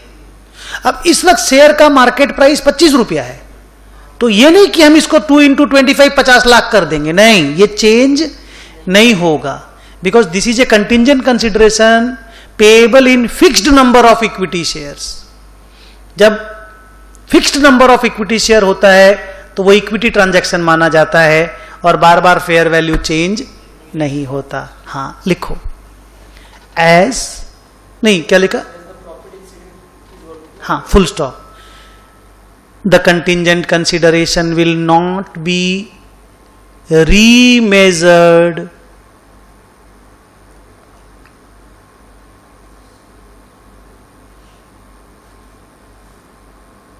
will not be remeasured as the number of shares to be issued was fixed.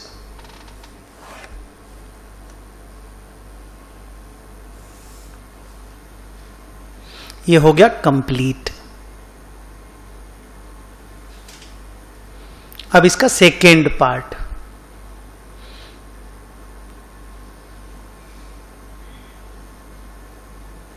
Second part में ये बोला, इधर सुन लो पहले मेरे से, कि 25 लाख रुपया का फेयर वैल्यू निकला है, लेकिन नंबर ऑफ शेयर को फिक्स नहीं किया गया है, और ये बोला गया है आपको, क्या बोला गया बोलिए, कि हम आपको 40 लाख रुपया का शेयर दे देंगे अगर प्रॉफिट 1 करोड़ टच किया तो।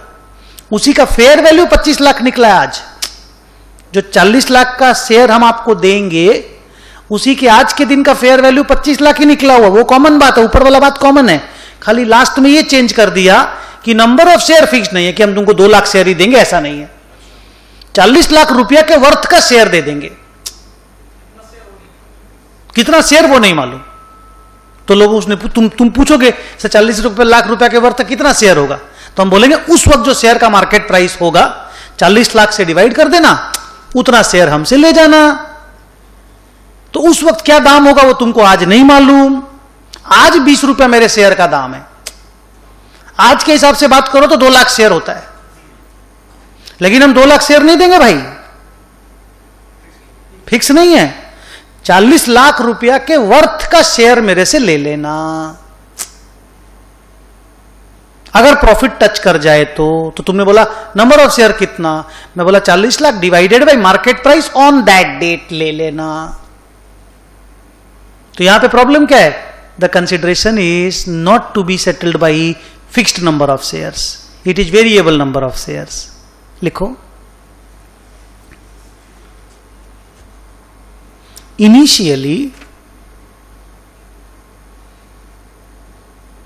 the total consideration will be 225 lakhs,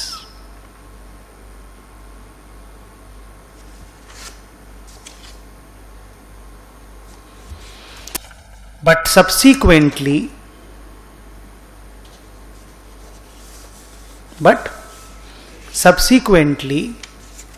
the liability of contingent consideration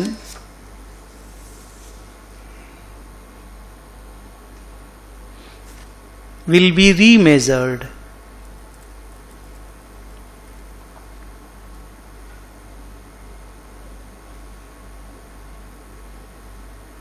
as it is a liability. जैसे ही नंबर ऑफ शेयर वेरिएबल हो गया वो लायबिलिटी हो गया, fix to fix test fail हो गया, full stop. So at the end of the year the increase in the liability from 25 lakhs to 40 lakhs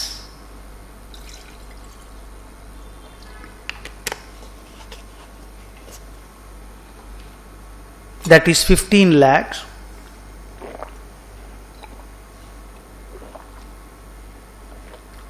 will be recorded in the P&L.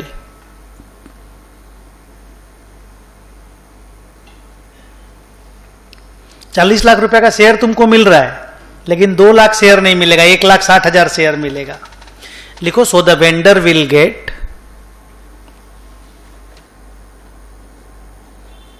₹40 lakh by 25, that is 1,60,000 shares.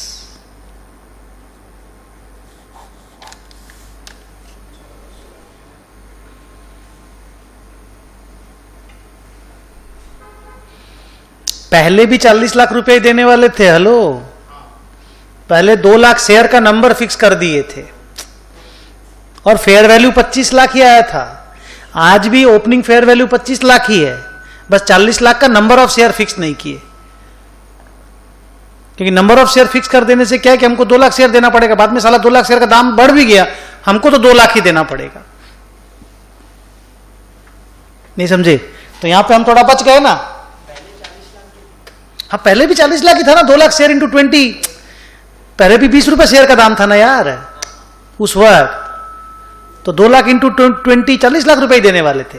तो दोनों में amount में कोई फर्क नहीं था, अमाउंट वाइज तुमको 40 लाख ही पता था। हाँ, क्योंकि कंटिंजेंट था। क्वेश्चन नंबर 8,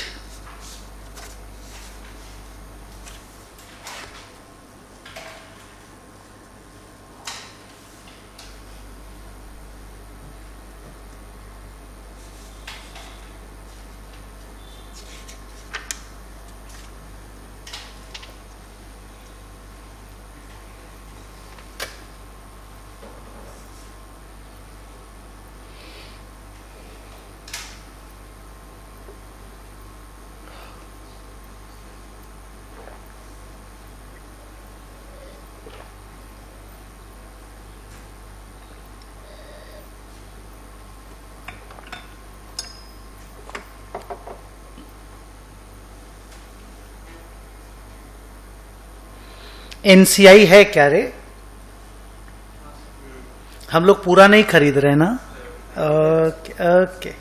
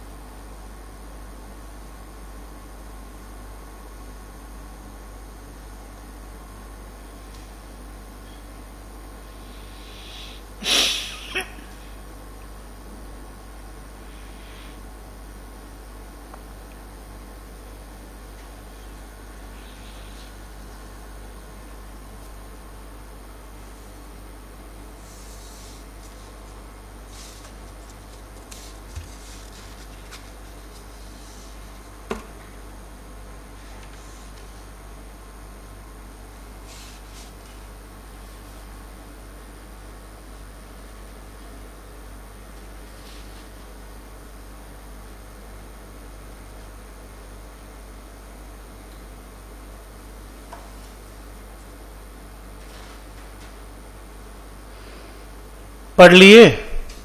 ज्यादा इजी है ये, हाँ एकदम स्ट्रेस मत लेना, एक एक करके एक एक अमाउंट को बताते जाओ ऊपर से नीचे की तरफ। और सुनो, ऐसे करके 2 टेबल बना लो, क्योंकि दोनों मेथड से बनाने बोला है, या एक ठो पहले बना लो फिर दूसरा वाला बना लेंगे।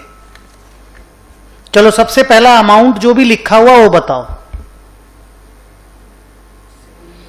75% शेयर खरीदे, टोटल इशूड शेयर्स कितना था? 120 लाख बोल दूं तो हम लोग अगर 75% खरीदे तो 90 लाख शेयर उसका खरीदे, यही तो। ये तो अमाउंट नहीं हुआ, इसको अमाउंट में जाओ। 90 लाख शेयर का पेमेंट कितना किए, कितना शेयर इशू किए उसको? 2:3 शेयर इशू किए, तो 90 लाख के बदले हम लोग उसको 60 लाख शेयर दिए। निकाल लेंगे फिर से, अभी बात कर ले रहे हैं। और ये 60 लाख शेयर हम लोग 6.5 रुपया वाला दिए, तो 60 लाख इंटू 6.5, 390 लाख रुपया इज माई कंसिडरेशन पेड। 390 को रीचेक कर लो, लिखो पहले कंसिडरेशन पेड।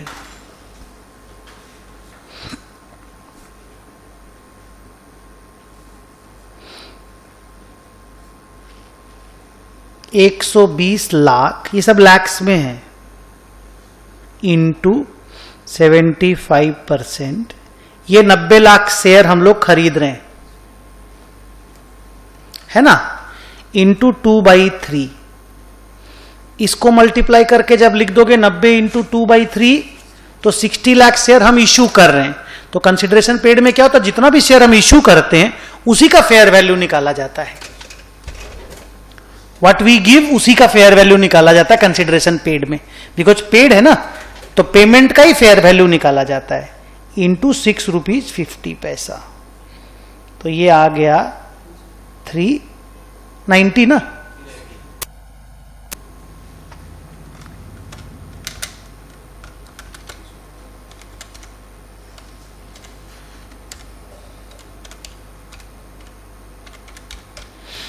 एकदम ठीक है, लैक्स।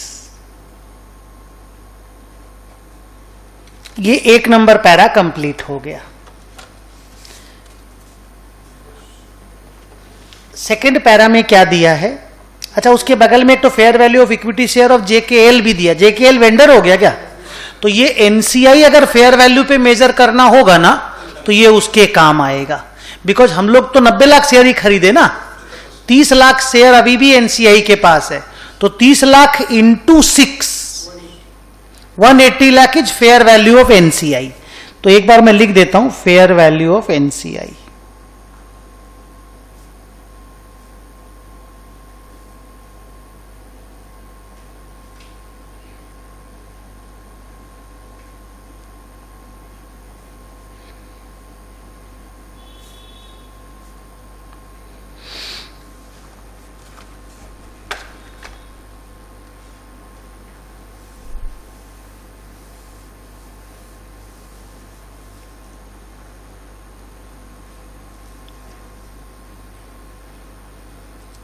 Third paragraph.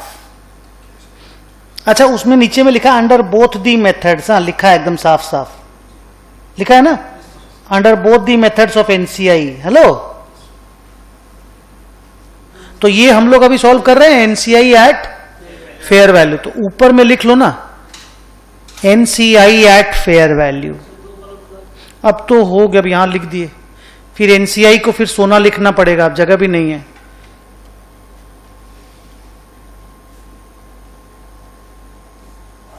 तो 2 मिनट तो चेंज करने में लगता है, खाली एक ही अमाउंट तो चेंज होता है ये वाला, उसके चलते गुडविल वगैरह चेंज होता है। चलो उसके नीचे वाला पैराग्राफ बताओ, ये कौन सा पेमेंट है? कैश पेमेंट है, लेकिन ये ना कॉन्टिंजेंट कंसिडरेशन नहीं है, श्योर शॉर्ट है, लेकिन कुछ साल बाद में देंगे लिखा है। तो अगर कोई चीज ऐसा होता है कि कुछ साल बाद हम आपको पैसा देंगे तो क्या करना पड़ता है? उसका प्रेजेंट वैल्यू निकालना पड़ता है। इसको बोला था डेफर्ड कंसिडरेशन। क्या बोलते हैं?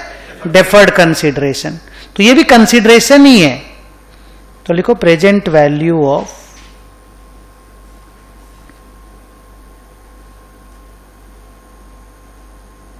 Deferred consideration. 71,50,000 आज का वैल्यू है कि 1 साल बाद जो देंगे वो है? अच्छा, ये 1 साल बाद का वैल्यू है, तो इसको पीवी निकालेंगे तो divided by 1.10, to the power 1 नहीं लिख रहा हूं क्योंकि 1 साल बाद है, 2 साल बाद होने से फिर टू दी पावर 2 लिख देते।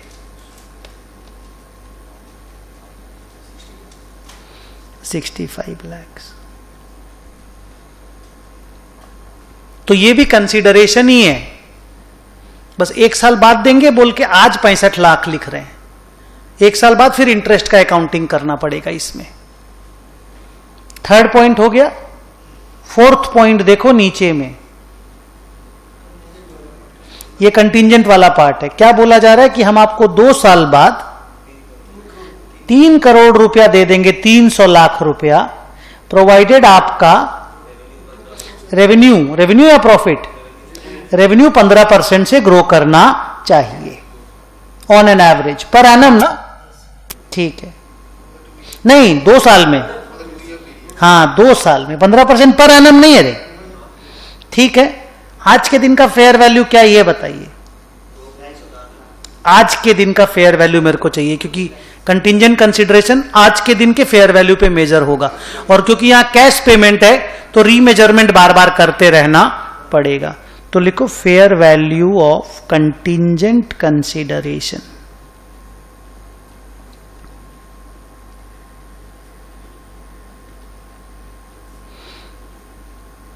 $220 बोले ना तुम लोग, 250 बोले, ठीक है। 220 भी वहां लिखा हुआ है। अच्छा, वो 1 साल बाद, माने 1 साल या कुछ महीने बाद, जब ईयर एंड में भी तो मेजरमेंट करना पड़ेगा ना, तो इतना कम क्यों हो गया रे बाद में? प्रॉफिट एकदम ही माने रेवेन्यू गिर गया होगा। हाँ, रेवेन्यू गिर गया होगा, नहीं तो जिसका आज फेयर वैल्यू 250 है, आगे तो बढ़ना ही चाहिए ना। तो ये फेयर वैल्यू गिर गया क्योंकि रेवेन्यू गिर गया होगा। अरे तो आज देंगे, गारंटी थोड़ी है, रेवेन्यू बढ़ेगा तब देंगे ना, तब तो फिक्स कंसिडरेशन हो गया, फिर तो थोड़ी है। तो ये वाला तो वही है, देखिए ना 7150 तो वही है। यहां कंटिंजेंट थोड़ी, यहां देखिए मैंने डेफर्ड वर्ड लिखा है, ये कंटिंजेंट है। ठीक है, 250 लिख दिया बच्चों। और क्या है? हाँ तो बोलो उसका क्या सीन है, बताओ।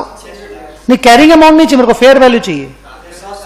लिखो fair value of net assets. और कैरिंग अमाउंट अगर दिया है ना तो वो डेफर्ड टैक्स के लिए दिया है। Fair value of net asset कितना है बोलो? 700 लाख। और उसका कैरिंग अमाउंट दिया है तो देखना डेफर्ड टैक्स का रेट भी दिया होगा जरूर, साला लोग छोड़ेगा नहीं वो लोग, दिया है ना। तो हमको बताओ, हम लोग असेट के अमाउंट को तो बढ़ा दे रहे हैं, लेकिन tax base is same, liability. लिखो डेफर्ड टैक्स। अब देखो, डेफर्ड टैक्स पढ़ा हुआ 2 दिन पहले रिवीजन किया हुआ, आज काम आ जा रहा है। को किसी भी दिन का क्लास बेकार नहीं होता, भले तुमको आधा अधूरा ही समझ में आए। तो deferred tax liability 700 minus 600 into 20 की 30 20, तो 680 इज द नेट असेट।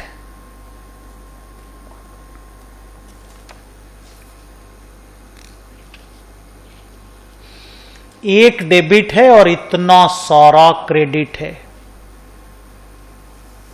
एक मतलब एक में 2 है, 680 डेबिट है बेटा और इतने सारे क्रेडिट हैं।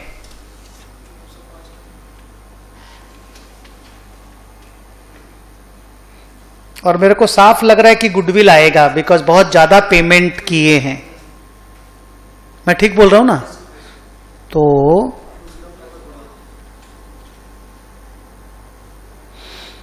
गुडविल इज इक्वल टू, ऐसे कर दूंगा, इसको टोटल कर देता हूं।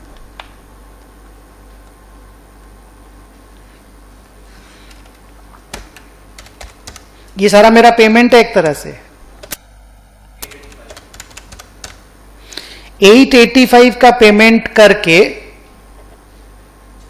680 का ही खाली माल मिलता है, तो गुडविल आ जाएगा 885 माइनस 680, दैट इज 205।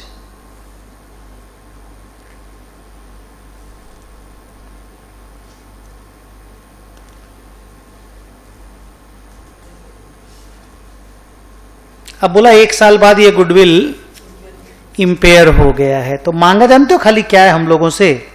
खाली एक लाइन मांगा है, देखो, compute the impairment of goodwill under both the methods if the goodwill is impaired by 10%। तो लिख दो इम्पेयरमेंट ऑफ गुडविल 205 का 10%।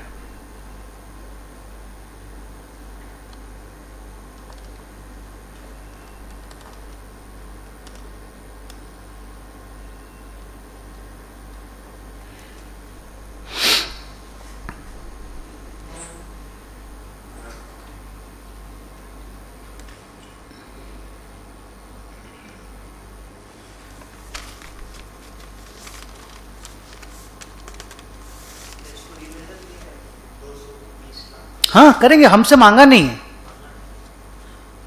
जरूर रीमेजरमेंट होगा और वो रीमेजरमेंट का डिफरेंस पीएल में जाएगा, गेन हो जाएगा हम लोगों को 20 लाख 30 लाख रुपया का, वो होगा। आप सही पूछ लिए, बस हम लोग सब में सॉल्यूशन में लिखेंगे नहीं, पर आपने सही पूछा। इसका रीमेजरमेंट हर ईयर एंड में करते रहना पड़ेगा, because it's a liability, cash payment होगा, और वो रीमेजरमेंट का प्रॉफिट लॉस पीएल में जाता रहेगा। अच्छा, अगर एनसीआई को मेजर्ड एट सोना किया जाए,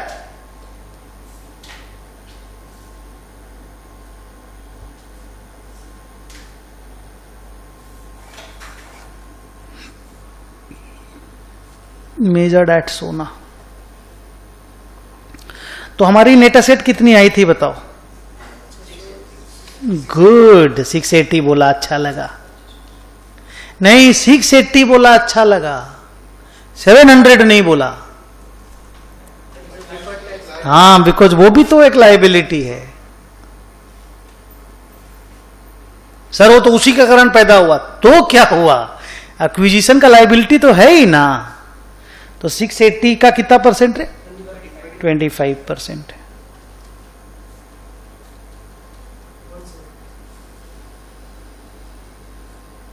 कितना है? 170।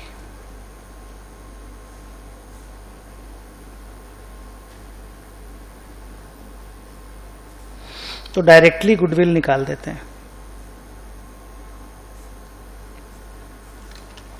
यहां से एक बार देख के बता दो, फिर लिखेंगे भी, लेकिन इसको ऐसे प्लस प्लस करके। ये देखो, अगर ये 180 170 हो जाता है, 885 875 हो जाएगा। 875 होते ही गुडविल थोड़ा कम हो करके, बिकॉज पेमेंट कम हो गया ना, गुडविल 195 हो जाएगा। तो ऐसे लिख रहे हैं, goodwill equal to 390 plus 170 plus 65 plus 250 minus 680 is equal to 195।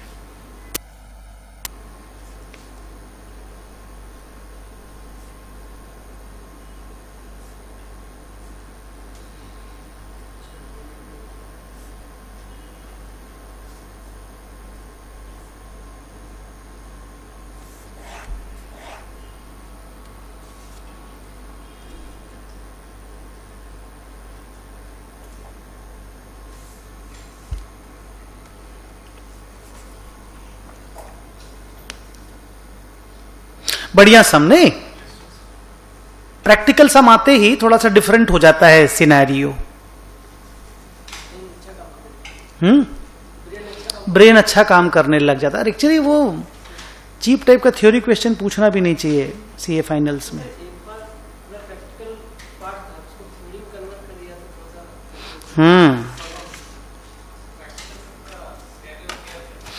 फंडा, इसीलिए तो बोलते हैं ना एग्जाम्पल फिगर में दीजिए, एग्जाम्पल फिगर में दीजिए। हम सारे एग्जाम्पल को फिगर में क्यों देना का पढ़ाई करते हैं? इसीलिए कि फंडा क्लियर रहे।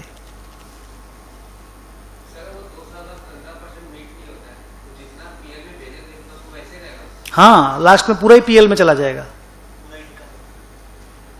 अभी तो आप लाइबिलिटी साइड में लिख रखे हो ना, 250 तो लिखे हो ना, तो 250 का 220 तो कर ही दिए थे एक साल बाद। फिर और एक साल बाद जब दूसरा साल खत्म होगा, वो भी मान लो मीट नहीं किया, तो that is not payable at all. तो 220 भी पीएल में चला जाएगा। 250 से 220 30 गया उस साल, फिर और 220 चला जाएगा।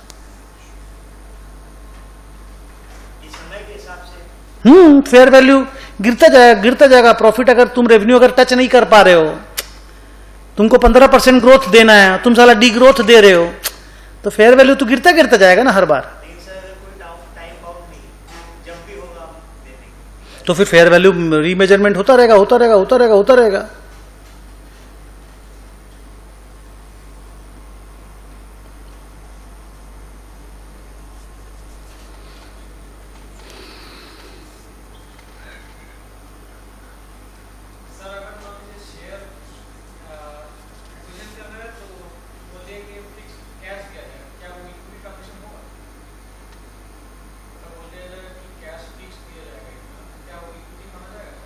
कैश फिक्स दिया जाएगा तो इक्विटी कहां हुआ? कैश दिया जाएगा तो फिर इक्विटी हुआ कहां से? तो कैश ही हुआ। फिक्स दिया तो ये तो फिक्स दिया रे बाबा, ये वाला देखो ना, ये रहा तो फिक्स्ड। यही तो तुम पूछ रहा, बार बार 3 बार पूछ लिया तुम।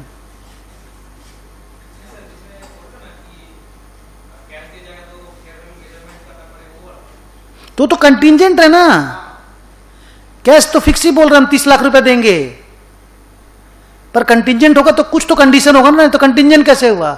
या तो बोलो 30 लाख देंगे चाहे कुछ भी हो जाए, देन इट इज दिस, या फिर बोलो 30 लाख देंगे तो कुछ कंडीशन है, देन दिस इज दिस।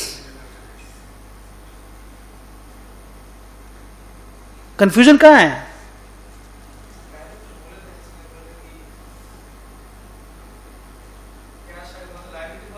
हाँ, तो वही तो वो 250 का 220 मेजर हुआ नहीं क्या? अगर कंटिंजेंटली पेएबल कैश है तो fair value will be remeasured again and again.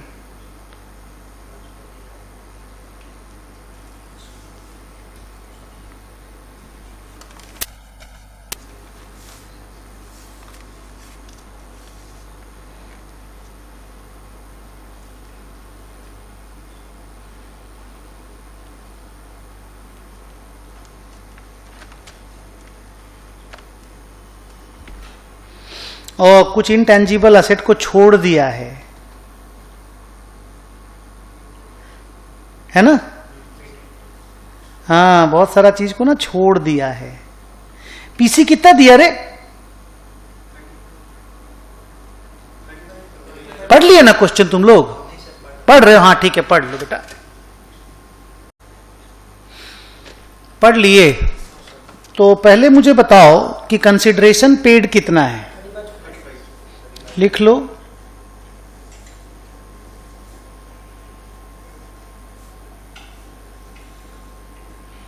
Crore से कि लाख से?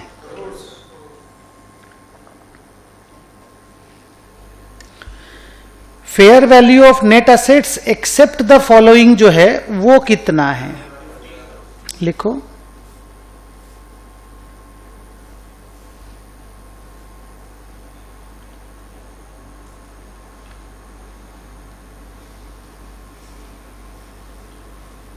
अब सबसे पहला वाला आइटम के बारे में बताओ क्या लिखता है, और हमें ऐड करना चाहिए या नहीं, और अगर करना चाहिए तो कौन सा, कितना। धीरे धीरे पढ़ो।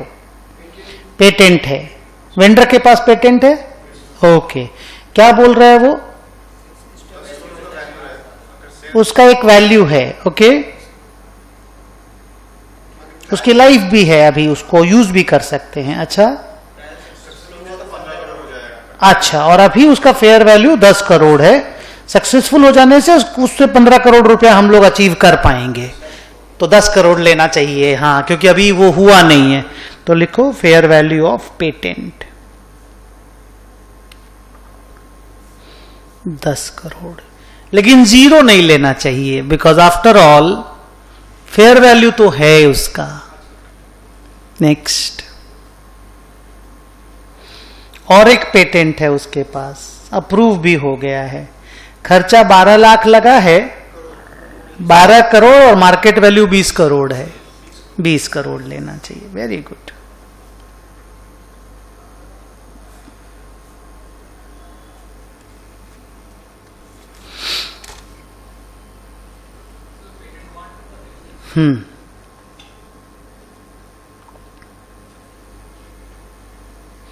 नेक्स्ट,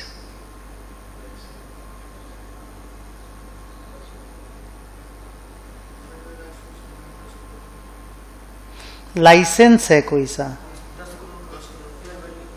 लिखो फेयर वैल्यू ऑफ लाइसेंस।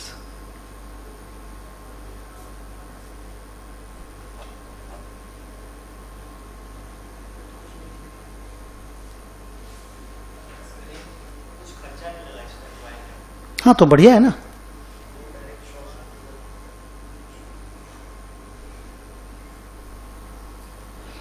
इसको कंसीडर नहीं किया रे, इंटेंजिबल असेट था बोल करके कंसीडर नहीं किया। तो वहां साफ लिखा हुआ है कि अगर हम लोगों को विजिबिलिटी रहता है तो हम लोग को कंसीडर करना चाहिए।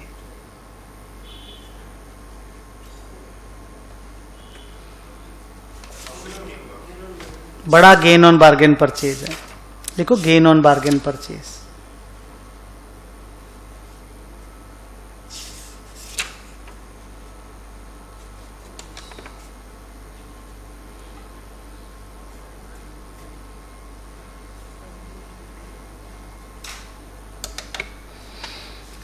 इंटेंजिबल असेट में ये लिखा हुआ रहता है, ये इवन इन डेज 38 में भी है कि जब हम लोग लेते हैं किसी सी भी बिजनेस कॉम्बिनेशन में तो वो कॉन्ट्रैक्चुअल लीगल क्राइटेरिया और सेपरेबिलिटी क्राइटेरिया बोल करके दो क्राइटेरिया है, दोनों में से कोई सा भी एक फुलफिल हो जाने से हम लोग असेट को रिकॉर्ड कर लेते हैं। हाँ, और अगर लीगल क्राइटेरिया भी फुलफिल होता है तो भी हम लोग मान लेते हैं कि हाँ ठीक है, मतलब हमको रेवेन्यू मिलेगा मान लीजिए इतना करके, ये लीगली हाँ कर पा रहे हैं। तो एक बड़ा सम बचा है बेटा और टाइम है अभी 15 मिनट, क्या बोलते हो जाएगा हमको लगता है।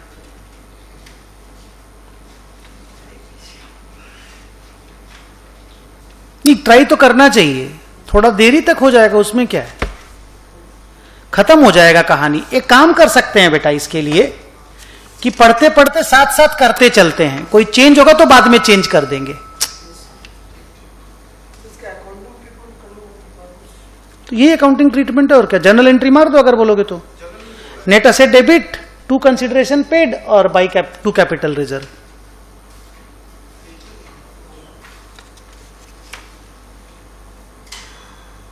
लिख लो net assets will be recorded at 55। Payment cash में कि शेयर कैपिटल में?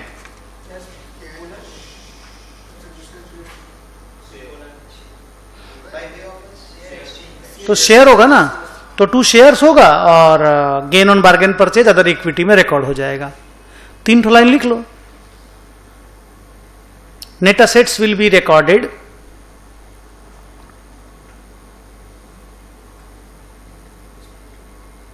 एट 55। जर्नली मार दो ना, काम खत्म। हाँ, जब मांगा है तो मार दो ना, लिख दो net asset account debit 55 to equity 35 to gain on bargain purchase, जो कि इक्विटी में ही जाएगा 20। ये पता नहीं ना इसमें प्रीमियम कितना है क्या है।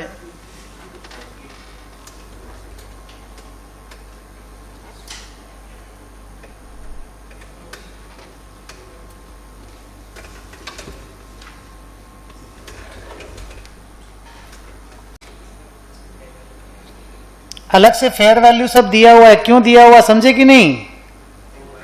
डेफर्ड टैक्स एक्वायर करेंगे वो तो है ही, साथ में डेफर्ड टैक्स के लिए भी दिया, कैरिंग अमाउंट भी दिया ना, हम ये बोल रहे हैं। कैरिंग अमाउंट अलग से देने का रीजन ही वही है कि आप डेफर्ड टैक्स निकाल सको। पहले से कितना इक्विटी था हम लोग के पास? 15% और बाद में 45% और स्टेक खरीद करके कंट्रोल ले आए। हाँ, तो फिर पुराना इक्विटी को फेयर वैल्यू पे मेजर करना पड़ेगा और नया का तो जो पेमेंट करेंगे वो कंसिडरेशन पेड में आ जाएगा। बाकी तो बैलेंस शीट है सारा, वो ठीक है।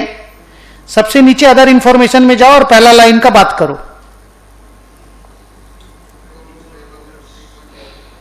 प्रॉपर्टी प्लांट एंड इक्विपमेंट, ऊपर में एक मोटर व्हीकल है, उनका कैरिंग अमाउंट 1 करोड़ है और फेयर वैल्यू 1.2 करोड़ है।